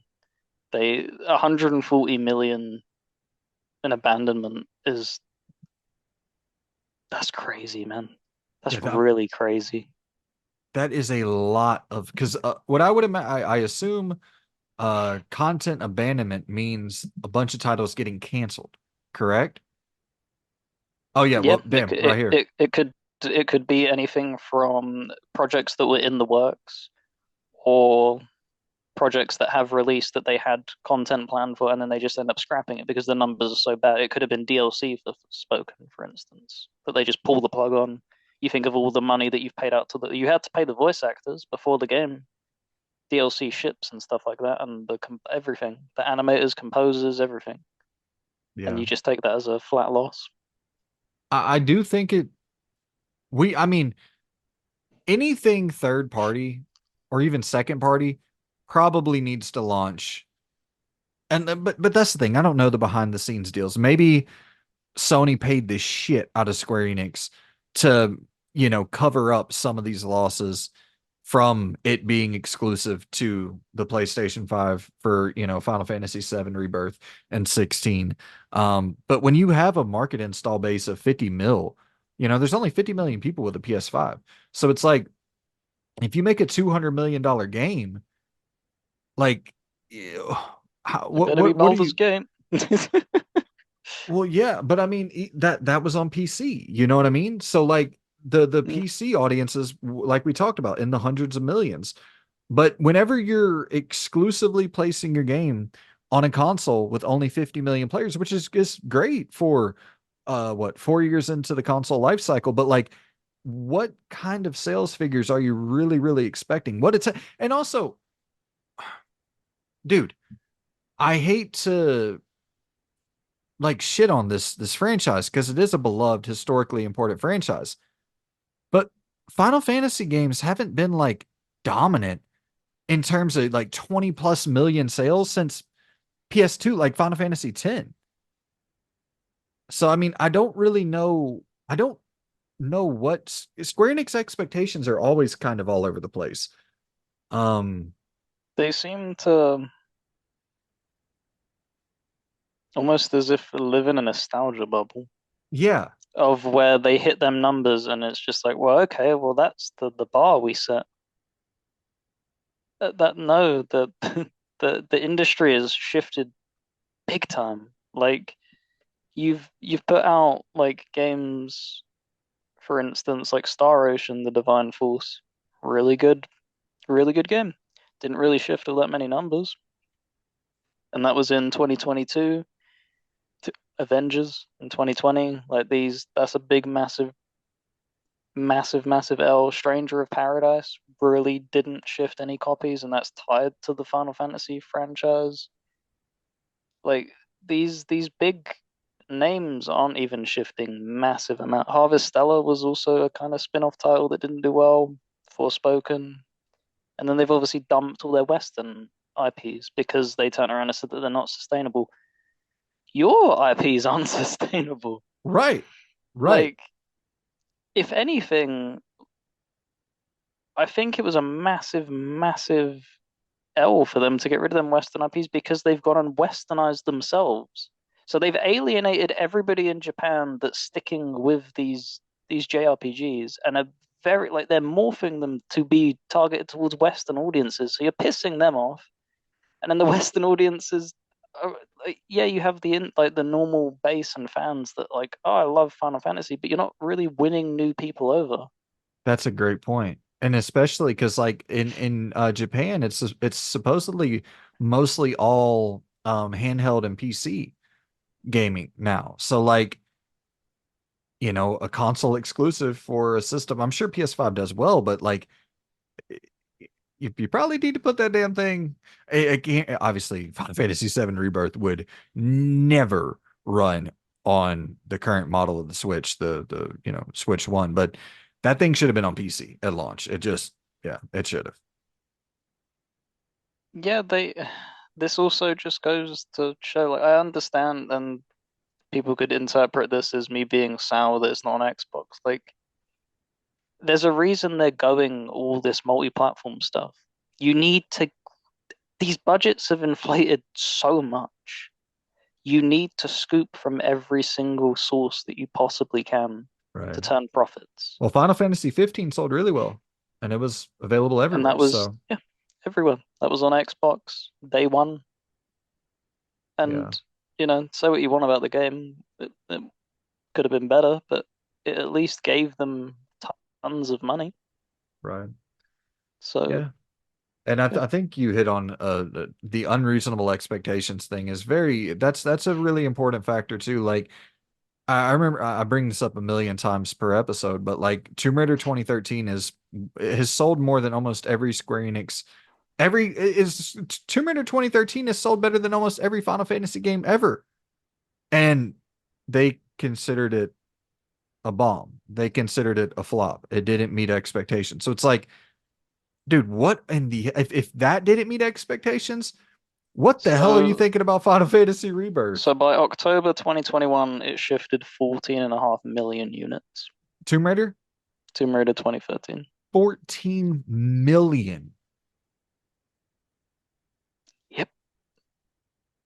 Dude. And it's like, are you expecting Final Fantasy to do Witcher or Cyberpunk or Skyrim numbers? Is that like you think, okay, it's a big RPG, so it must do you not understand what makes those games appealing? It is No, what it they is. they shot themselves in the foot with this. Like, I'll keep patting myself on the back. You went and did that many numbers, incredibly sold well, and then he was like, "Oh, we'll make the sequel exclusive to Xbox." Why? No. And it's because Xbox came knocking with money, and Square Enix only knows money. But they want you waft it in their face, and they're rabid dogs. They'll go for it. They won't think about, oh well, what about all the PlayStation players? Because that's what I think. Rise of the Tomb Raider was. Did it ever release on PlayStation in the Yeah. end? So it was a timed exclusive. Hmm. What the hell? What the hell, guys? No, Well, and that's the just thing. no. It's like, dude, if you want to be mercenaries and go after those contracts, at least make sure you're getting a good enough deal where like the Yeah. sales is offset. Like the missing sales from Xbox, the missing sales from PC, make sure that's offset in those negotiations. And maybe it is. I don't really want to speculate on the financial goings on too much in terms of how they perceive Final Fantasy VII Rebirth, but I don't know. But they've branded it as a failure. So that this is why we constantly bring it up because it was 14.5 million for Tomb Raider 2030, 11.8 for Rise, and then Shadow was 8.9. Dude, that is nuts. Those games could, I mean, maybe they did. Maybe they did cost like $200 million, but I don't think so. Not at that time. I don't think those games are costing $200 million. So if you're talking about 14 million sales at, I guess, well, not I'm not going to try to be a financial expert here, but at the end of the day, They should have turned a profit, is the point. With them numbers, they absolutely should have turned a profit. It's just them being extremely greedy if it didn't turn enough of a profit, yes, yes, yes, yes. is Um, what it is. yeah, we can actually, I do want to do the math on this. So we got In a 14. world where everybody buys day one. Yeah, let's do 50 to make it even. So what are you looking at there? Would that be 700 million, if I'm not mistaken? Anyways, I'm done trying to be a mathematician. I'm a bit slow. I rode the short bus. All right. So now we shall move on to um Oh, the one last thing to kind of punch them about. hit me. Oh my God, why do they insist on calling it HD games? Oh yeah, yeah, yeah. Their premiere Oh my God, titles. that really irked me because it's just like we care about mobile games a lot, guys. And it's all the HD games to blame and stuff because we can't put gacha mechanics in Tomb Raider and we can't put them in Final Fantasy Rebirth because people will get angry at us. It feels like they're talking in like 2006 speak, where it's like the Wii. You remember when the Wii was like Nintendo was like, we don't need HD, and then Mm. 360 and PS3 are like, yeah, that's funny. That is funny. That's a very archaic way of defining games. It's like they're blaming having to produce AAA games is what it feels like. Right. It's like, oh, guys, if we didn't have to make these AAA games and we only had to make mobile games, like, think of how much better we would be as a company and how much more S- money we'd make. Sell your Woe is IP. me. Sell it. Get rid of Like, it. Go do the Konami thing. Well, I guess Konami didn't sell their IP, but you can they you just go sat on it until it became flat pack. Fucking Jesus. Konami, man. At least, hey, we'll give credit to Square Enix. At least they're utilizing their IP to some degree for the time Mm. being. But let's hope that that continues. I'm not holding my breath. Oh, God. Well, dude, I there's so much fucking news. I'm trying to figure out what to pick out, what to skip through, just skimming and skimming. You want to talk about old Todd? Yeah, why not? It's It's been a, always it's been a, it's been like 30 minutes since I mentioned good old Toddy boy. gotta bring up Um, Todd every couple minutes, or the Candyman comes to get you. Let's go and is this take a the external look. partnership thing? Yeah, that's the thing that's the most interesting to me. But let's save that because he did that kind of funny interview. We'll talk about that real quick. I actually watched that whole thing and I thought that was a really good interview, like a really, really good interview. Greg Miller just one-on-one interviewed Todd Howard. Um, there a couple key points here that I think are interesting. Well, Starfield is getting an update.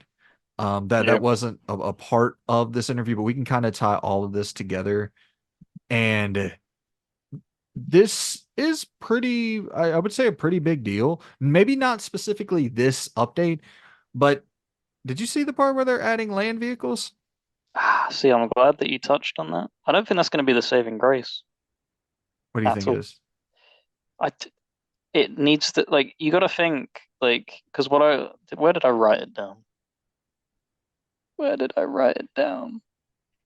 Well, I'll hit a couple points while you find it. They're adding city maps, which was a fucking much How needed. did that not launch with a map system? Fucking Christ. And dude, I really think in my review that I did for it, I think I like forgave that. I think I made some bullshit excuse for forgiving. I'm like, oh my God, I don't want to rewatch that. It's so difficult to do it, guys. Please forgive them. I think I said something like, I didn't really want the maps because I wanted to explore it. It's like, dude, shove your head in the sand, you fucking idiot. But you're getting city maps, you're getting Oh, 60 frames per second, and dude, I mean the 60 frames per second, a lot of people have said I got to get off Twitter. That's the one bad thing about preparing for these shows is I'm always on Twitter just trying to find new stories, new stories, new stories, new stories. And man, oh man, Twitter can be a vile place because I saw people saying which it is funny. I there is something about the console warring out there that like if you can kind of detach yourself from it and just laugh, it's hilarious how it's some kind of people fucking live in the funny. fucking bubble and stuff, and it's just I do.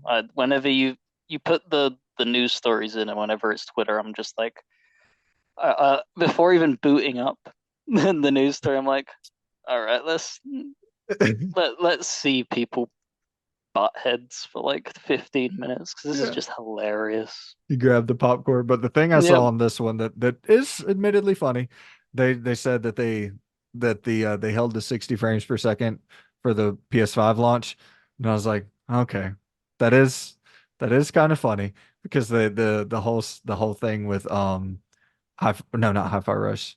There's one of the recent releases, It was Pentiment, Pentiment Pentiment. of all the games. Who It's the like fuck cares? Was it not just nobody. this? It's a side scrolling, right? Like Yeah, static art. Like, oh my God. yeah, a game that does not need 60 frames per second whatsoever. But It was kind of like a funny tie. I was like, okay, I can appreciate some level of humor. It's not it's it's all dog shit. But the adding land vehicles I Yeah, thought was huge, huge. It's not in this update, but yeah, you that's a saw it. one down the line. See, for Yeah. me, what I wrote down was it says also in the works are supposed land vehicles, but I'm hesitant about that personally, and that's because of the way the maps are set up. The exploration is so unrewarding. You're gonna get to A to B even quicker to find that there's fucking nothing there for you. And these maps are like little tiny squares that they Yes. portion, and it's so you hit the end and it's just like fast travel or whatever. They need to redo how that exploration works That's a great point. to make it compelling and rewarding and stuff like that. Because also what I wrote was I dig Bethesda out a lot. The one thing they always got nailed on with their RPGs is giving you exploration, giving you this massive world. You go into this cave, and there was always environmental storytelling there laid out for you Yep. with a unique piece of loot. The thing that pissed off the people that I played that were looking forward to it is there was no, there was hardly any unique loot, and what was you quote unquote unique is just reskins with pre-installed like mods and stuff like that. There wasn't anything that is this is a one of a kind weapon. This is a one of a kind armor piece and stuff like that. It they've lost their identity. They were chasing buzzwords and they were chasing the whole space exploration system and the whole being able to land on like any planet and stuff like this, and they completely lost sight of what people actually enjoy. Like it's the thing that I'll give credit for the Star Wars Outlaws. I'm happier to hear what is it like a few planets that you can Yep. explore. Yep. Just a few, I think it's like Much more happy about hearing that than the 1,000 plus. Because the moment I heard 1,000 plus, I groaned, yeah. audibly groaned. I was like, "Who is calling for this other than for you to just put it on the back of the box?" Do you think that they're introducing these land vehicles in preparation for like the modding community, which I know isn't Oh as God, robust? they've pissed them off so much, Yeah, and no one can like its modding community is really dead, and that's unheard of for a for Bethesda BGS. game. Yeah. Like so many people are so disappointed with it that they just walked. You had like the massive modders that would begin works on stuff, and they have no interest in it because the core foundation of the game is even less interesting than usual and less rewarding. So they just don't care. So it maybe this sparks enough interest back, but Man, I don't know. I really have weird ass opinions on video games. Like I'm coming to realize that more and more as I get older. Like I fucking love Starfield. I love that game so much. I find the gameplay so fun. Um, and Was it's the exploration rewarding for you then? That would be my question. Like, no, but I hate exploring. oh God, the wrong person to ask. So for me, it was like a good point A to point B story with the awesome faction quests and stuff. And it was like I could skip all the things I don't like about Bethesda games. Hey, dude, you know what I'm actually kind of realizing? As much as I love open world games, I only really love one type of open world game. And it's like, GTA. yeah, like crime, cars and yeah, I'm not a big like open Hookers and plains. blackjack. Yeah, absolutely. That is very, very true. Uh, Um, but yeah, man, I do you think if it does get a PS5 release that the reception of it will, yeah, yeah, I you, kind you of do you saw that too. you saw this with every like the PlayStation. I wouldn't say fans, like the pure fanatics, Fanatics, the yeah. delusional fucking Twitter bugs that just sit there. We don't need Sea of Thieves. And then you go onto the PlayStation store because I look through like the monthly games and stuff, and I'm like, ah, I'll either renew my subscription or I won't to like build up a catalog on there. And you see it in the top selling charts. No, what do you want about it? It's not what you guys want. It's in like the top 10 on Yeah. PlayStation, and it hasn't moved all these weeks that it's been there. I'm not So gonna lie. clearly, it's really damn popular. I kind of don't want those people to go away. I kind of, Oh no, they give me a kick. You go, bro, yeah. keep them around. It's so hilarious to watch people make absolute fools of themselves. I know because like people, I mean, I see it all the time. Like people really, and I guess I could understand it if you're being attacked because those motherfuckers don't like attack people and shit, which isn't funny, but I'm sorry, man. I don't know. I think that there's a lot of people who take the internet super, super seriously. Yeah. And it's like, I don't know. I think of all of this shit as like just absolute trolling to the highest degree. I mean, there's people who clearly are making money by Pissing people off. ruffling feathers, and at that point, you got to go. Yeah. All right, I respect your game. It's like Yeah. Dennis Rodman type shit. It's like classic, uh, like shock rock, like back in the day, Ozzy biting the head off the bat. I'm not trying to put these people on a pedestal compared to Ozzy. The goats. No, it's hilarious that you say that because as per usual we're fucking going off at the rails, but this popped up earlier um in my YouTube shorts. There was somebody interviewing 50 Cent, and this woman reporter was like, you know, you follow Eminem on Instagram and stuff. Eminem doesn't follow anybody. Does that bother you? And he turned around and was like, no, he text messages me. Why the fuck would I care that he doesn't follow me on Instagram? And everyone in the comments was like, this woman's like this reporter is trying to get a rise out of him. And it's like, yeah, because you have some people in this world that really value the fucking internet, Dude, really value their worth as a human being of Instagram followers and who follows them and Twitter and stuff like that. And it's just like it's scary how much like people value that stuff. you bringing up 50 Cent is the best example, and you didn't even mean to do this, but it's the best example ever of literally his career got started by trolling. He made a song called How to Rob, and he went after every rapper in the industry, and it caught, and like people started, really paying attention to 50 Cent. Like, oh, dude, I mean, he was calling out everybody, dude. Uh, I rob Pun without a gun, snatches piece and run. This inward weighs 400 pounds. How you gonna catch me, son? This ain't serious. Being broke will make you delirious. So we rob and steal so our worth can be. Dude, it was such a great song, but literally the entire thing. Uh, Yeah. Will Smith and Jada has Dynamite. I might have some He's lyrics always mixed up. he's just been the master at just pissing people.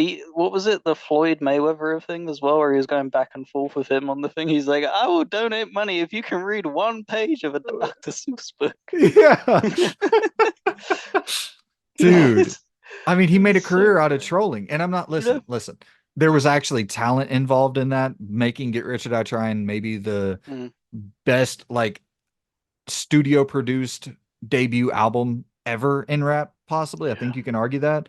Yeah. Um, just I you had In the Club, you had PIMP, you had Wanksta, you had 21 Questions. Dude, it was just a loaded with hits. So I'm not saying that console warring on Twitter is equivalent to creating Get Rich or Die Trying, and now moving on to creating Power and all these hit shows. But there is something about you can like really, at least with trolling, you're getting people to talk, and it's like that.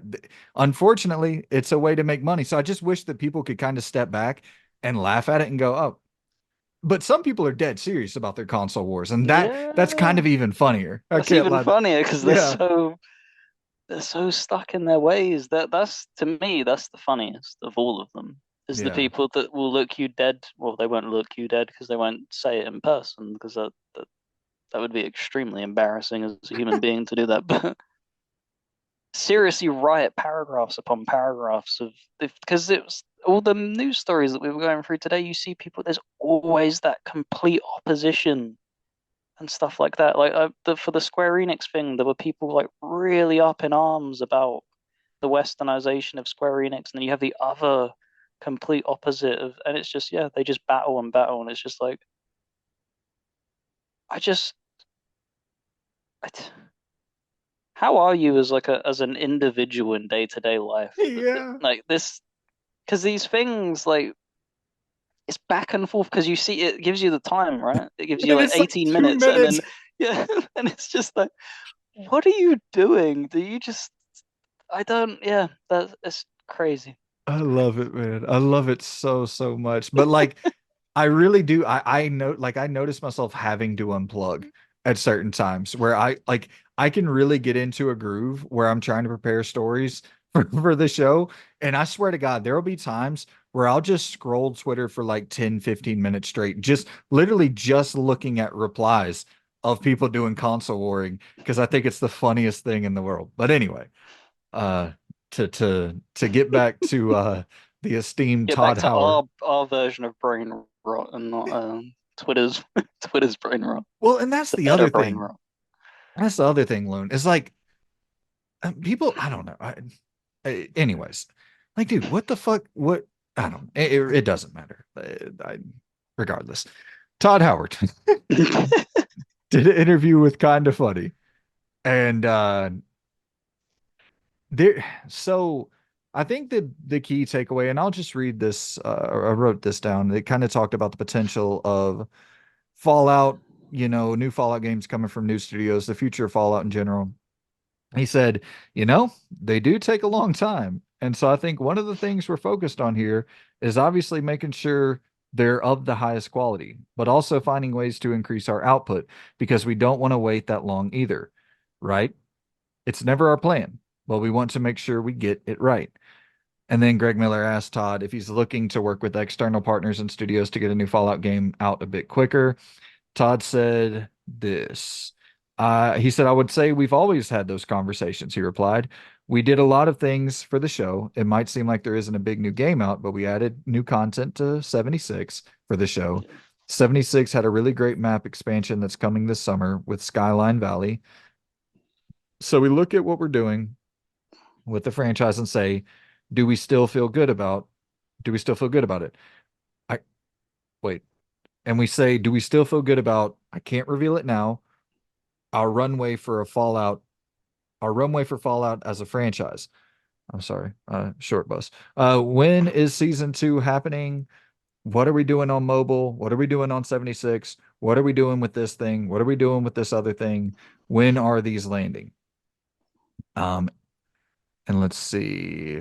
And to be clear, he said when he said this thing and this other thing, he was kind of chuckling. So I think that means something a little bit more interesting than mobile.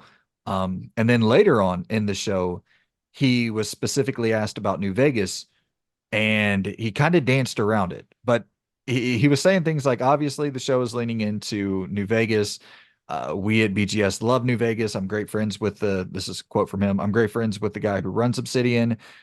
And then he was Mm. like, yeah, he was he was like, it's hard to go back to a game that had multiple endings, but he said we have some possible answers there, but it's hard. But I don't know. So when he says we have this thing and this other thing, and he's saying like he can't announce it yet, but he kind of chuckles like something's in the works, but I don't know to Uh, what degree that something is. so how I read that, because obviously it's been reported on several times that Obsidian approached them and they shut them down cold. It seems like they severely underestimated how much power a TV show can generate your game, how much Yeah. more of a player base it can, because you look at Sony's whole, they structured their releases around that Last of Us TV show before even knowing if it was going to be successful or not, because they just knew deep down this is going to be a hit. Right. Todd really should have known this. And they should have had at least a solid announcement in the work. Like an update patch is not enough. Right. A map. Like, I'm sorry, especially with it launching in the way that every Bethesda thing launches and it's fucking broken. Like that's a joke in of itself. So him dancing around the question, this feels like the first time I feel like Microsoft is putting the foot down. They've Mm, seen the numbers and they were like, why why did we not have something ready? Like even an announcement to capitalize on, to just having the show and then like his, I'm not saying this, but like Fallout 5, boom, trailer, and that could have just skyrocketed the anticipation. well, even with Halo Infinite, like even though, the Halo show didn't take off, they technically kind of did have something ready. Yeah, Halo Infinite was adding new content consistently. yeah. And look, man, I know they said they added stuff to 76. Who cares? Like, it's good for the player base that stuck around, but like everybody would prefer a new game. And either an announcement or an actual new game. So it feels like they've really dropped the ball with it, in my opinion. I don't disagree. I don't think they have anything solid in the works at the moment, and hence why he's dancing around. I think it's in that this in like with the Resident Evil thing, it's in the spitball phase at the moment. This has caused them to have a fire put underneath their feet, and they're like, okay, we need to like get something rolling because we mentioned it. It was either last week or the week before. Like, how long are we gonna have to wait for like the next Fallout then?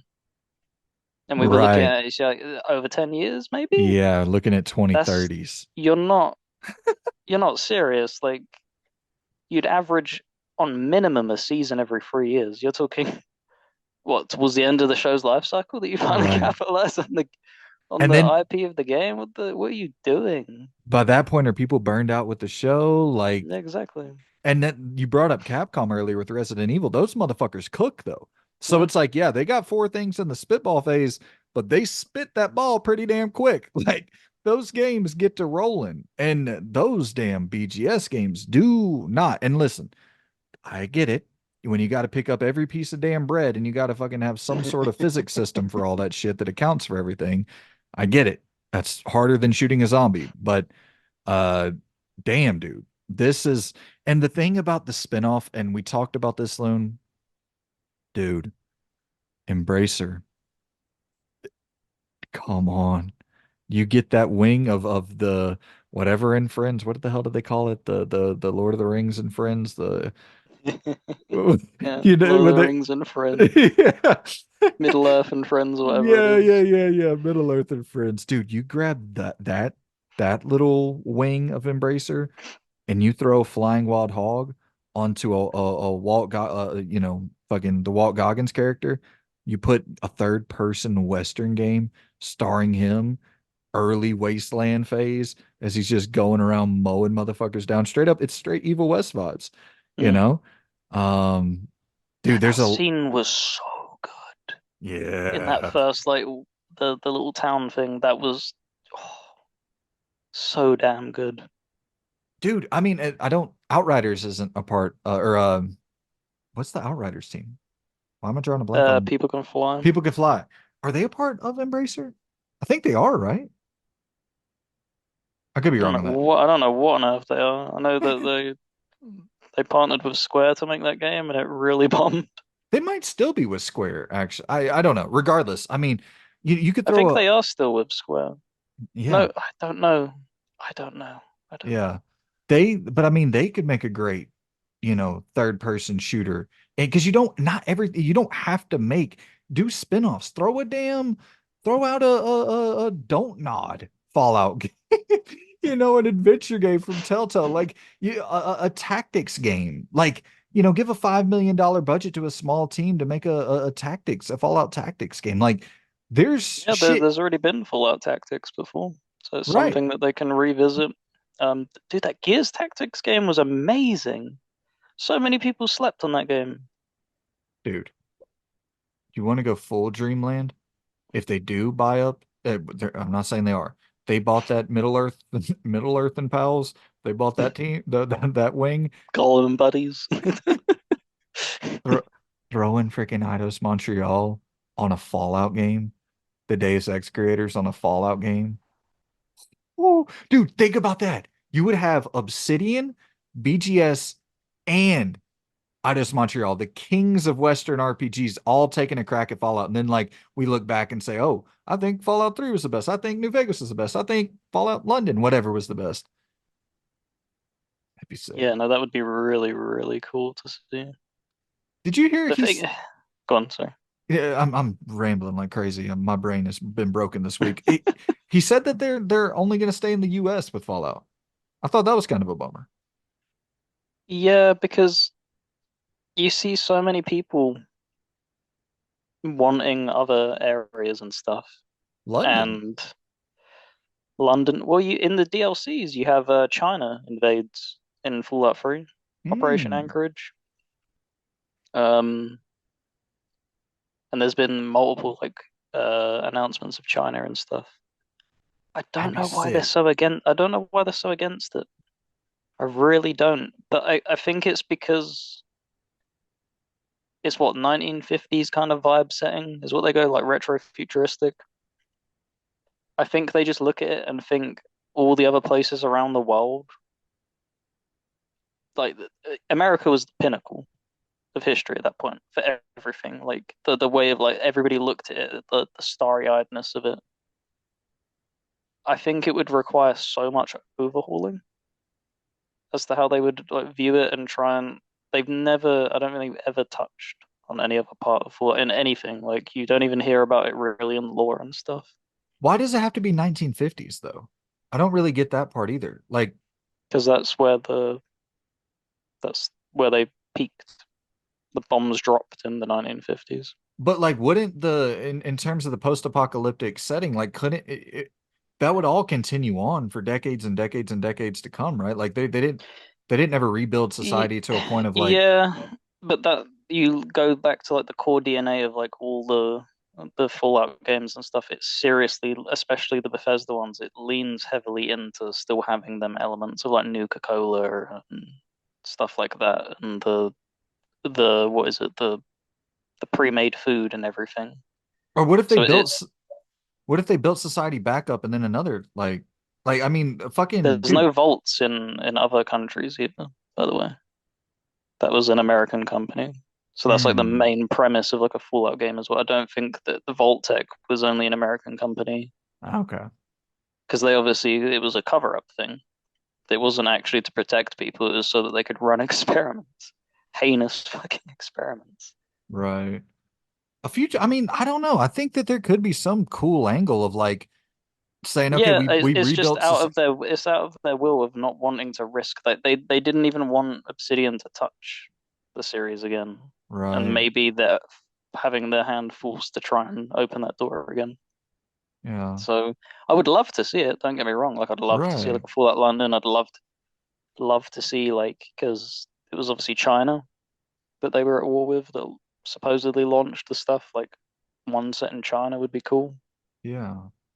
Because it's like, I don't know, dude, if you rebuilt society, it took, say, it takes 100 years, whatever, even 1,000 years, whatever, and then another nuke is dropped and like we have to go back, but there's been more advancements. So like the music we're listening to is different. The culture that we're experiencing is quite different. Like even totally pulling from creating your own lore for what took place in those 100 years, because you can kind of get away with that, um, to a certain extent.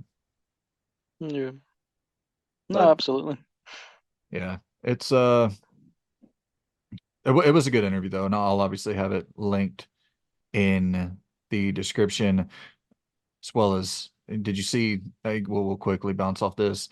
Fallout TV, the TV show is doing insane numbers, 65 million.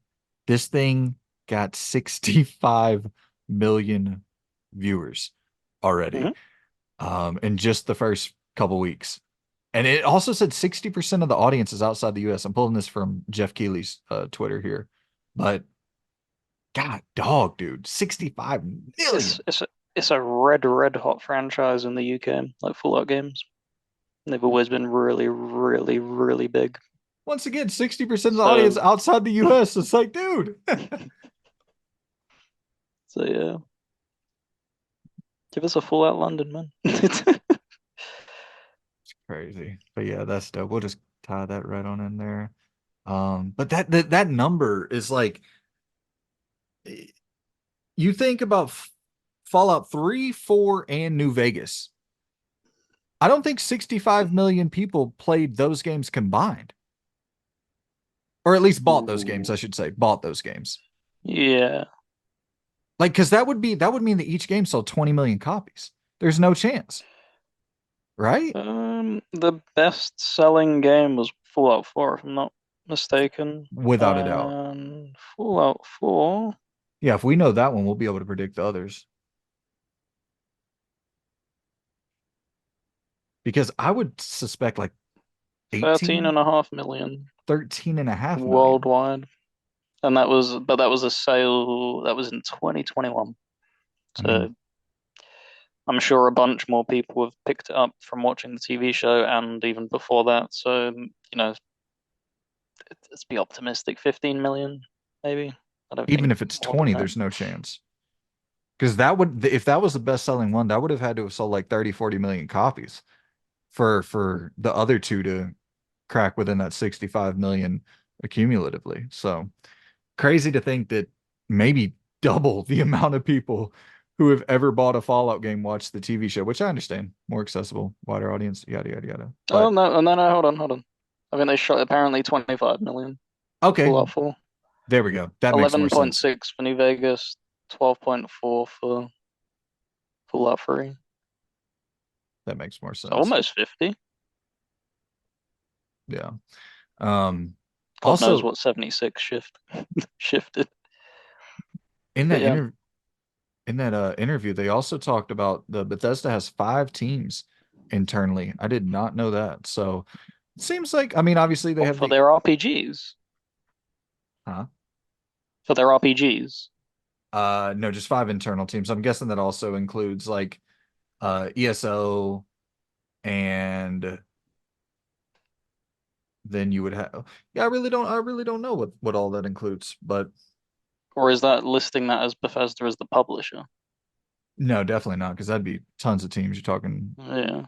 yeah, the id and Tango and Yeah. machine games, yeah. So 5 internal at just Hell takes them BGS. so long then. Jesus Christ. No shit, man.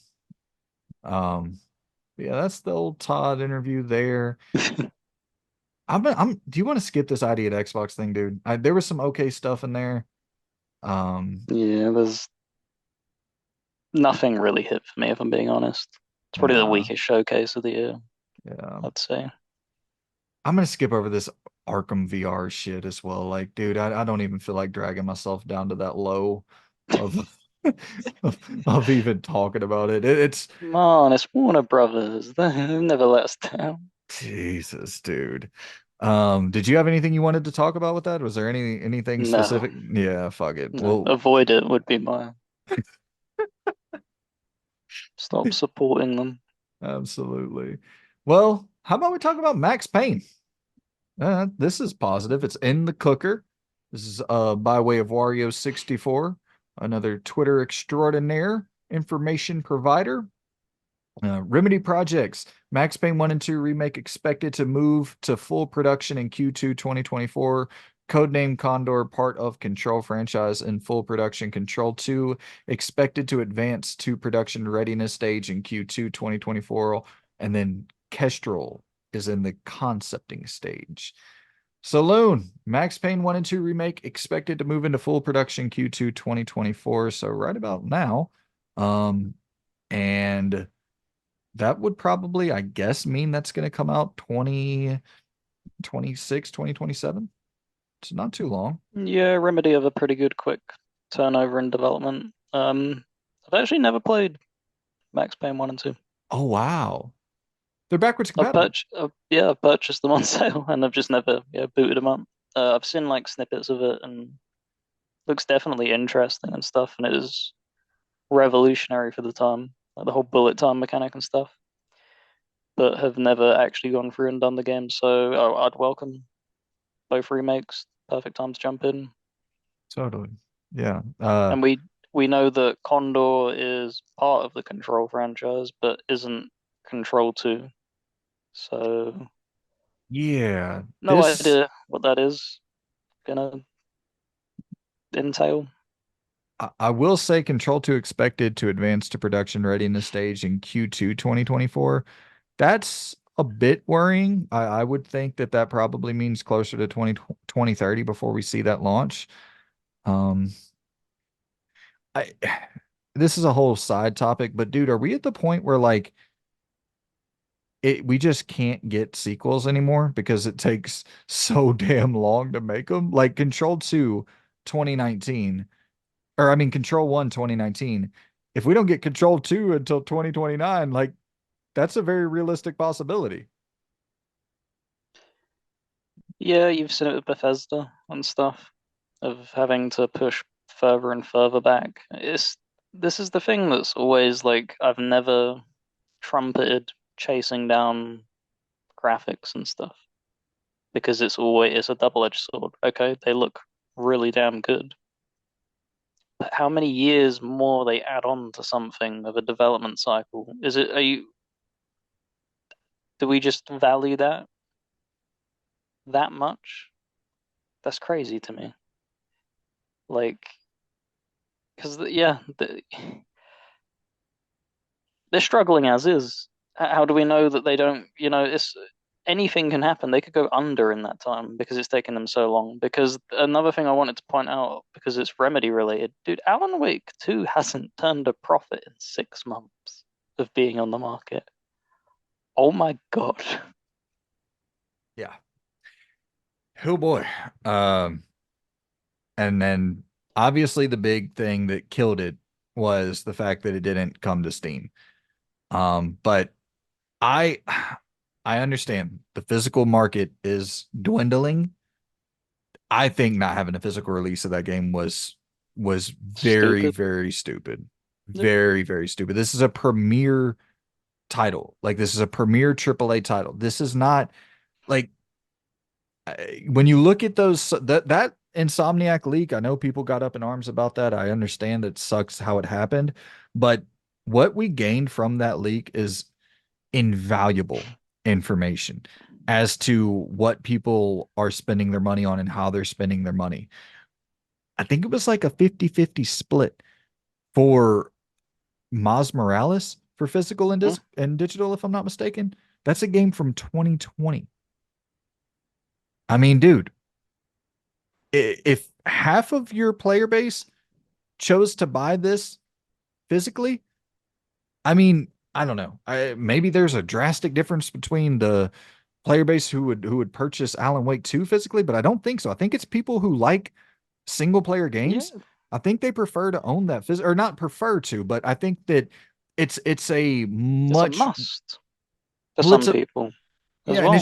it's just a much wider margin than like yeah, of course the main way that and that's the thing when people bring up the digital sales of like oh 90% of the industry is digital sales. It's like that's including mobile and PC. How do you factor that in? It's Let's talk it's a consoles. skewed, yeah, it's a skewed stat that I Well, don't pay any credence to whatsoever. but I'm all over the place. Sorry to cut you off. I'm sorry, man. But also, whatever, even if you do console sales, all of the fucking skins from Fortnite, all of the in-game monetization from Call of Duty, like that factors in when people say, "Oh, well, digital's dwarfing physical." Well, dude, you can't buy a damn a Fortnite skin and put it on your head. Like in real life, it's a digital purchase. So either ways, take it away, Lou. I don't know why my brain is so chaotic today. So it's claimed that as of February, it sold 1.3 million copies across all platforms, which is pretty bad, to be Not honest. not With great. like, I would at least say if it had physical capabilities, you'd at least be looking at double that across all platforms, especially PlayStation. If it was on PlayStation, I Steam, think would. Sorry.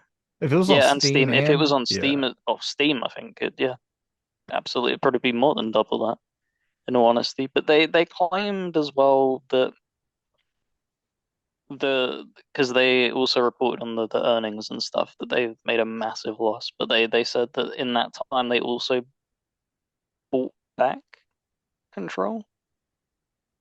From 505? I think so. I don't think they Okay. owned the IP, so they had to pay however much that cost to gain that back. So they clearly value the IP, but they're really shooting themselves in the foot, like with partnering with Epic. It feels like if you're gonna buy that IP, you would want your game available everywhere. No And this is shit. again tying back to we've mentioned this so many times now.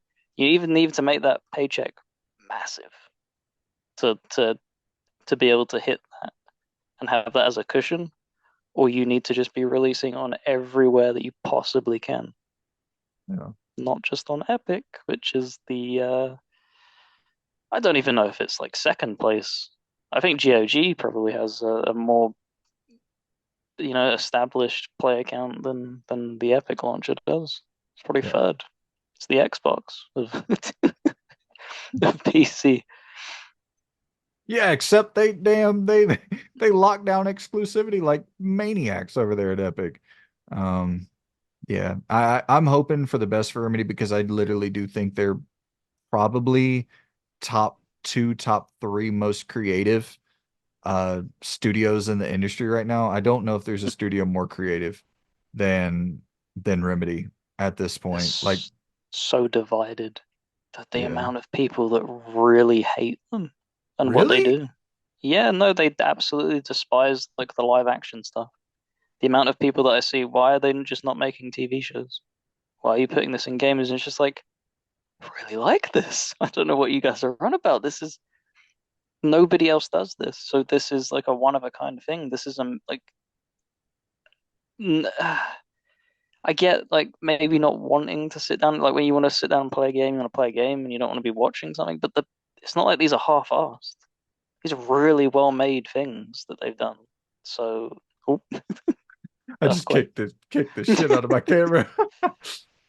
Yeah, no, you're correct, dude. 100%. So, because that was again, we'll be talking in circles. You saying about scrolling through the comment, that was like the massive thing. I always, whenever there's anything to do with Remedy and Control and stuff like that, it's just people digging that out.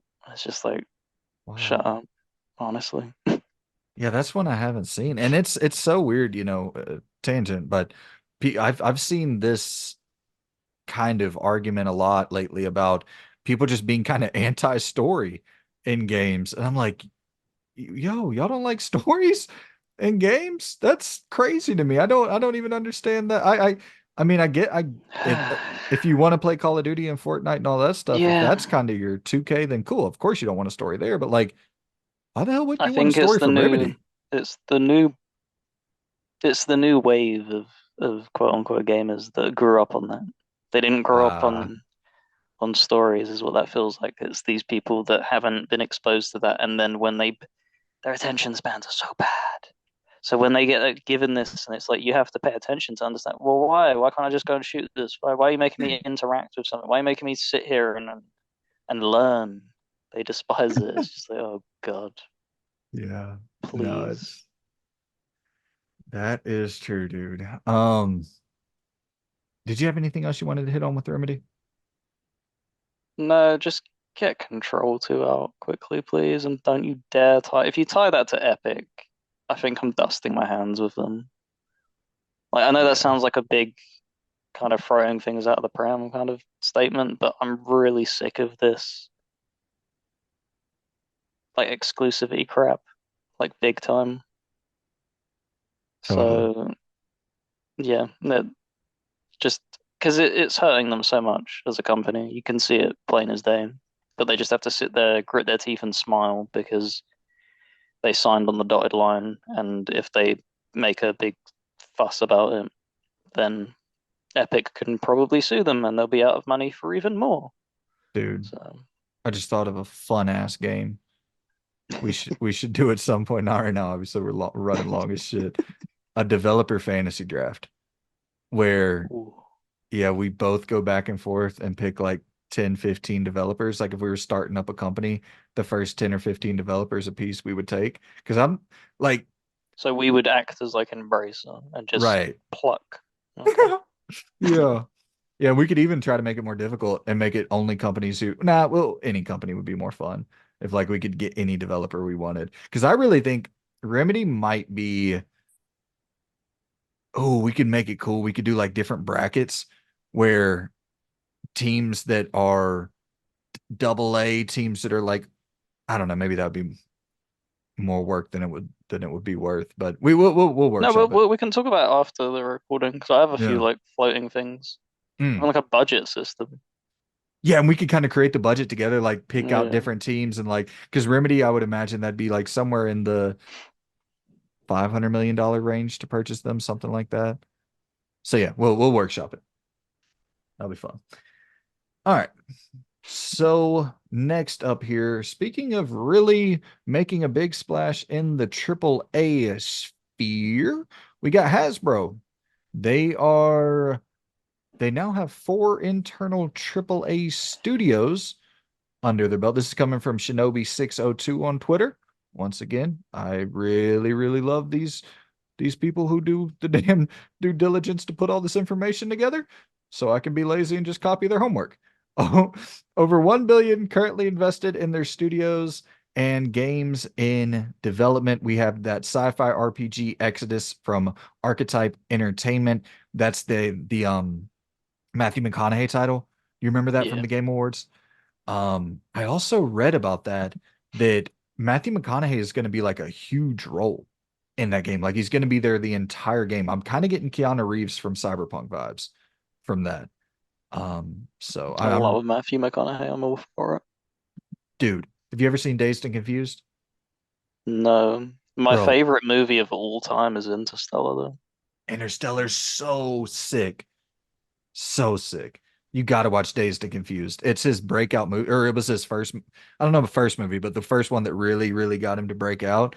There's so many lines in that that are like iconically hilarious. I'll have to jot that down. Um, let's see here. So yeah, that sci-fi RPG, that's coming from the ex Mass Effect developers.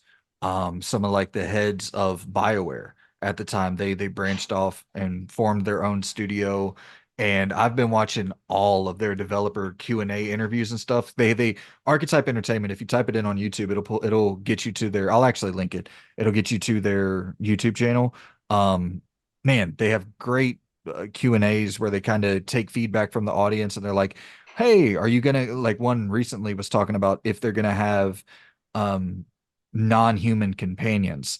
And it definitely sounds like you're gonna be roaming around with some aliens, some you'll find you a Garrus Volkarian out there and you'll find you a Liara and shit. So I don't know, just strong Mass Effect vibes. Haven't seen much gameplay, but I'm really excited to see more. Anyways, um we're getting a G.I. Joe game from Atomic Arcade Studios. Uh, What you got? they've not been good. These other previous games that they dropped, them G.I. Joe games have been really, really low budget. When I was scrolling through this, like the Exodus looks like a premiere hit. The G.I. Joe game I'm worried about because all the other previous releases, there's you can't top Baldur's Gate 3. Like it's not going to come close. So that now that the bar's been set for a D&D game, I'm very very concerned as they're going to just go back to like the other D&D games that came out before that was Dungeons and Dragons Daggerdale for the 360, which is really really low budget. You had Sword Coast Legends, which is I would argue probably on par with the budget, maybe even lower. Wait, time out. Is G.I. Joe gonna be a D&D style game? No. I'm saying Oh, as to why I'm worried about like Hasbro as a company is how they have no what's the word I'm looking for? I'm like drawing a blank. structure Not or structure, it's just there's no quality assurance kind of thing. They don't care if it's bad. It's why it really shocked me that they took Baldur's Gate 3 so seriously and wanting that money up front and stuff like that. yeah.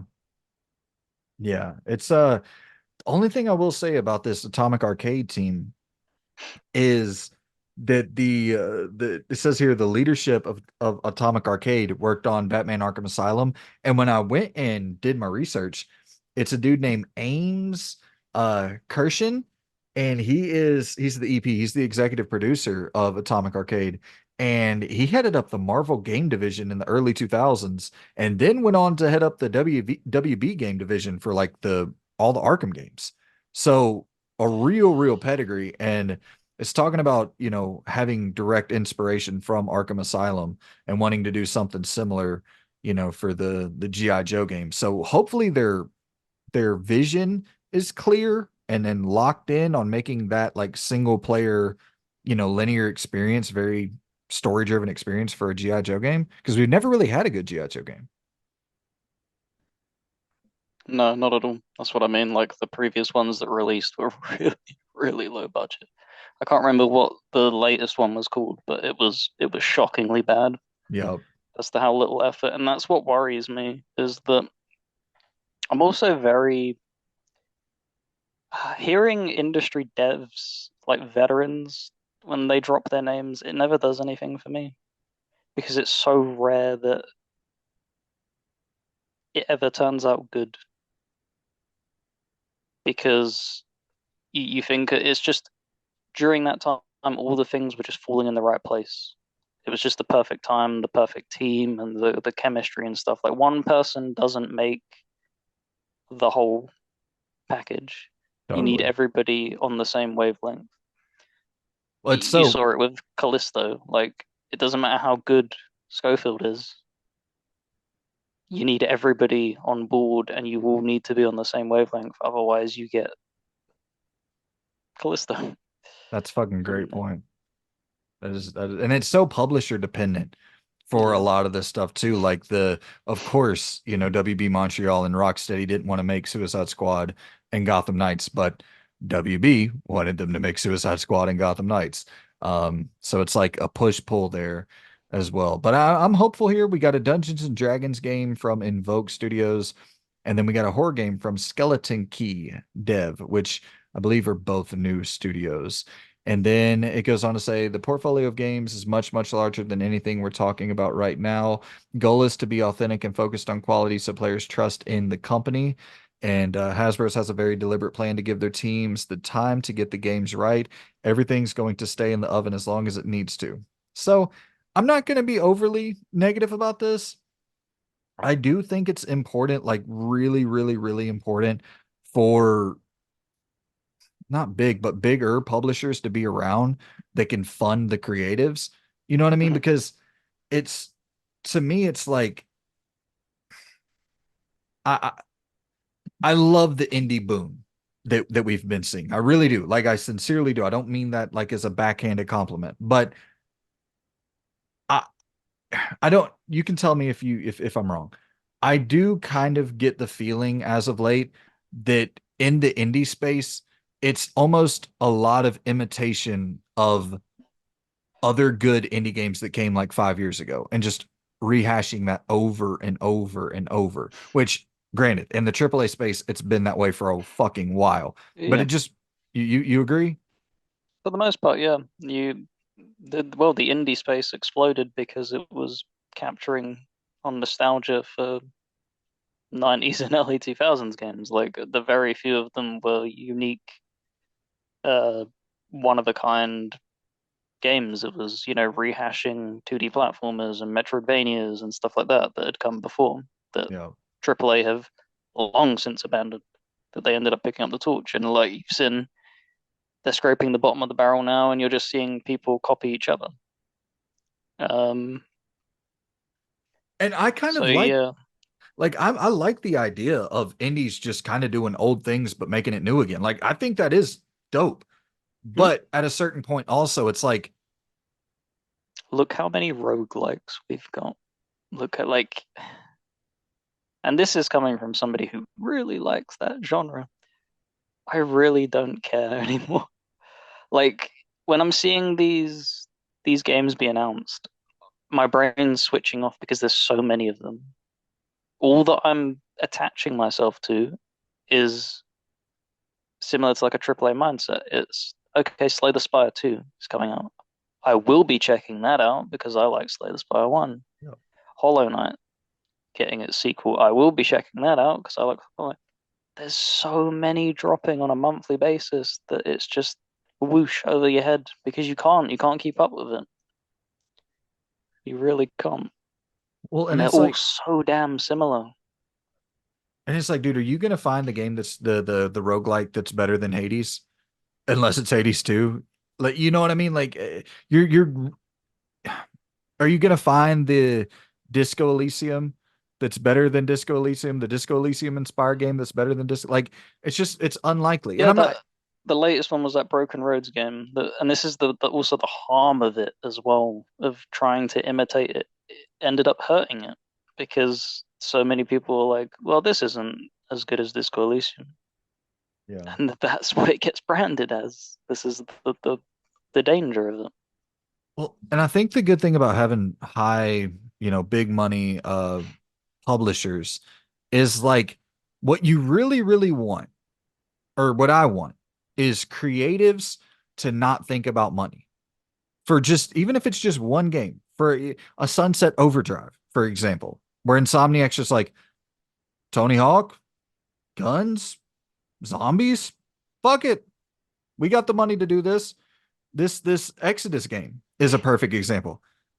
We made Mass Effect really good, so we're gonna go and make maybe a better version than that. And then that's like the big thing they said. They want to make the greatest sci-fi RPG of all time. Like that's their big talking point, which you hope that that's possible. But anyways, it's I'm gonna try to stay somewhat optimistic of it because we do need publishers to fund creative people to do cool shit.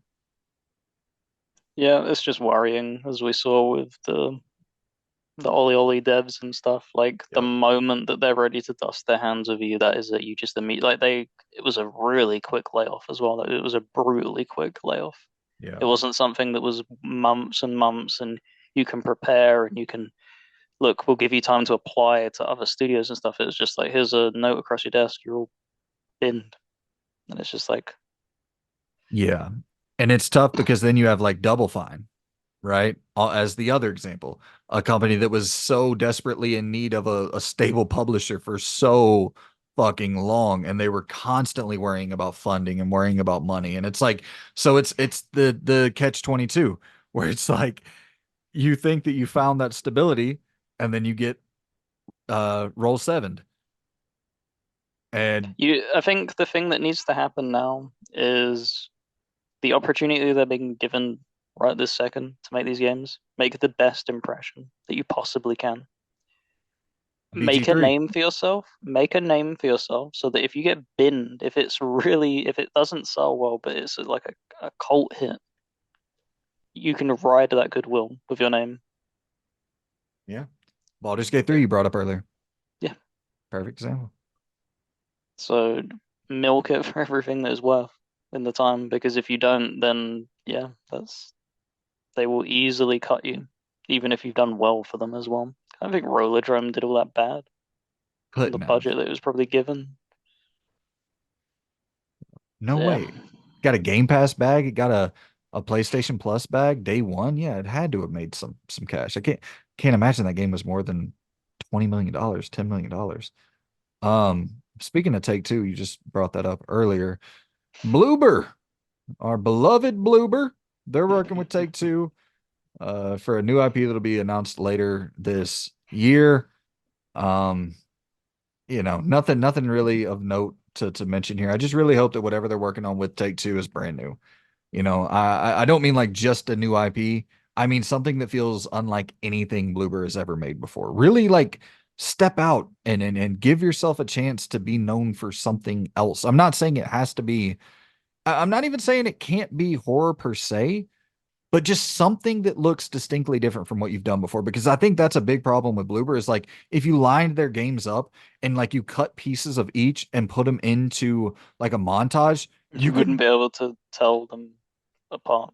yeah, like you You could just be, put yeah, that's the game. That's 100% Blair Witch and Layers of Fear, Observer. You could chop that up into a montage of a 2-minute gameplay trailer, and I would go, oh yeah, that's the same game, right? The only one that's like distinctly different to me is the medium. And that's only because it's third person. That'd be the only way you'd really tell a difference. Yeah. So it's two projects that they're working on, right? Project C and Project R Oh with yeah. Take-Two. So it's two, one unannounced brand new IP, and the second one is aiming to be dropping in 2025 that's based on a Skybound Entertainment IP, Right. i.e., the Walking Dead creator owns that company, so Robert Kirkman. So Walking Dead, what else have they got? They got The So Wolf Among Us, right? I don't know if they own that. I think that's Dark Horse, isn't it? I I could be wrong on this, but I did see that they own a horror TV series slash comic series named Outcast, and this is owned by Skybound.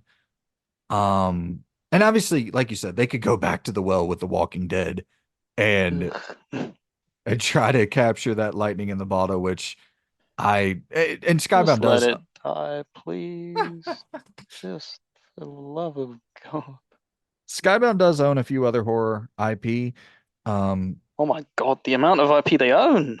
it's insane. I was trying to find like the most Two, popular. four, six, 12, 18. There's over 70 different IPs. Yeah, it's insane. It's insane. And I was trying to find like the most popular one to think of what they would adapt into, because I'm assuming a horror game, but I really don't know. We talked about a few weeks ago that the Invincible, the superhero show, is being adapted into a game. It's like, yeah, Bloober. That's the team that I would have make a superhero game, which obviously it's not going to be that. I just thought that that was funny timing that we're getting another Skybound IP being adapted into the game space that is obviously not Invincible unless Bloober is taking a huge departure from what they've ever done before, which I'd be totally down to see what the hell they came up with there. But um, yeah, Bloober, man, Yeah, I was gonna try and like take a stat. There's so many. it's too many. Yeah. What the hell is Battle Pope? Excuse me. Oh my God, that's amazing. I'm gonna Yeah. quickly send you the screenshot.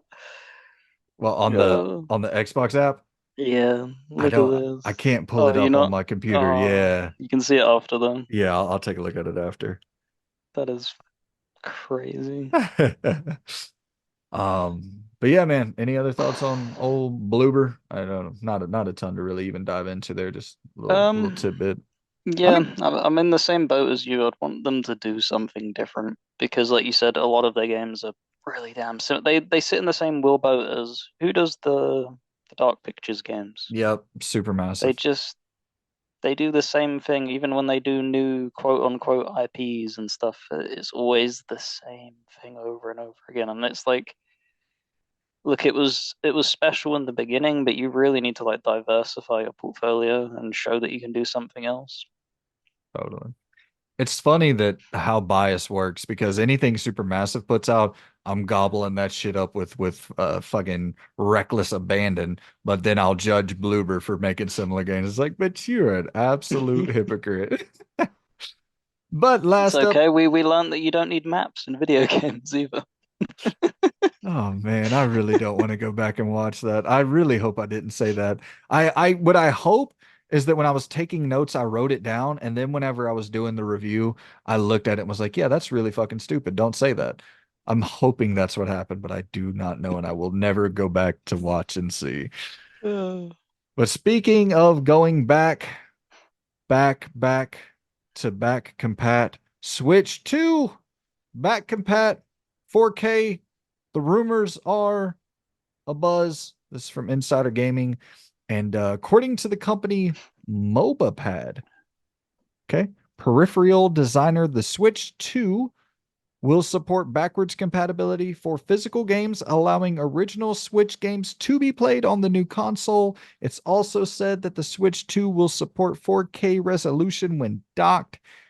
In handheld mode, the console will feature an 8-inch display with a 1080p resolution. Um, I got to be honest though. I do not understand this at all. Why in the fuck would a peripheral designer who is I would assume working directly with Nintendo, leak any of this information if they want that partnership to continue. So it makes me skeptical of the whole thing, but I don't Yeah. know. Um, I mean that could be said about any form of leaks, though. Really.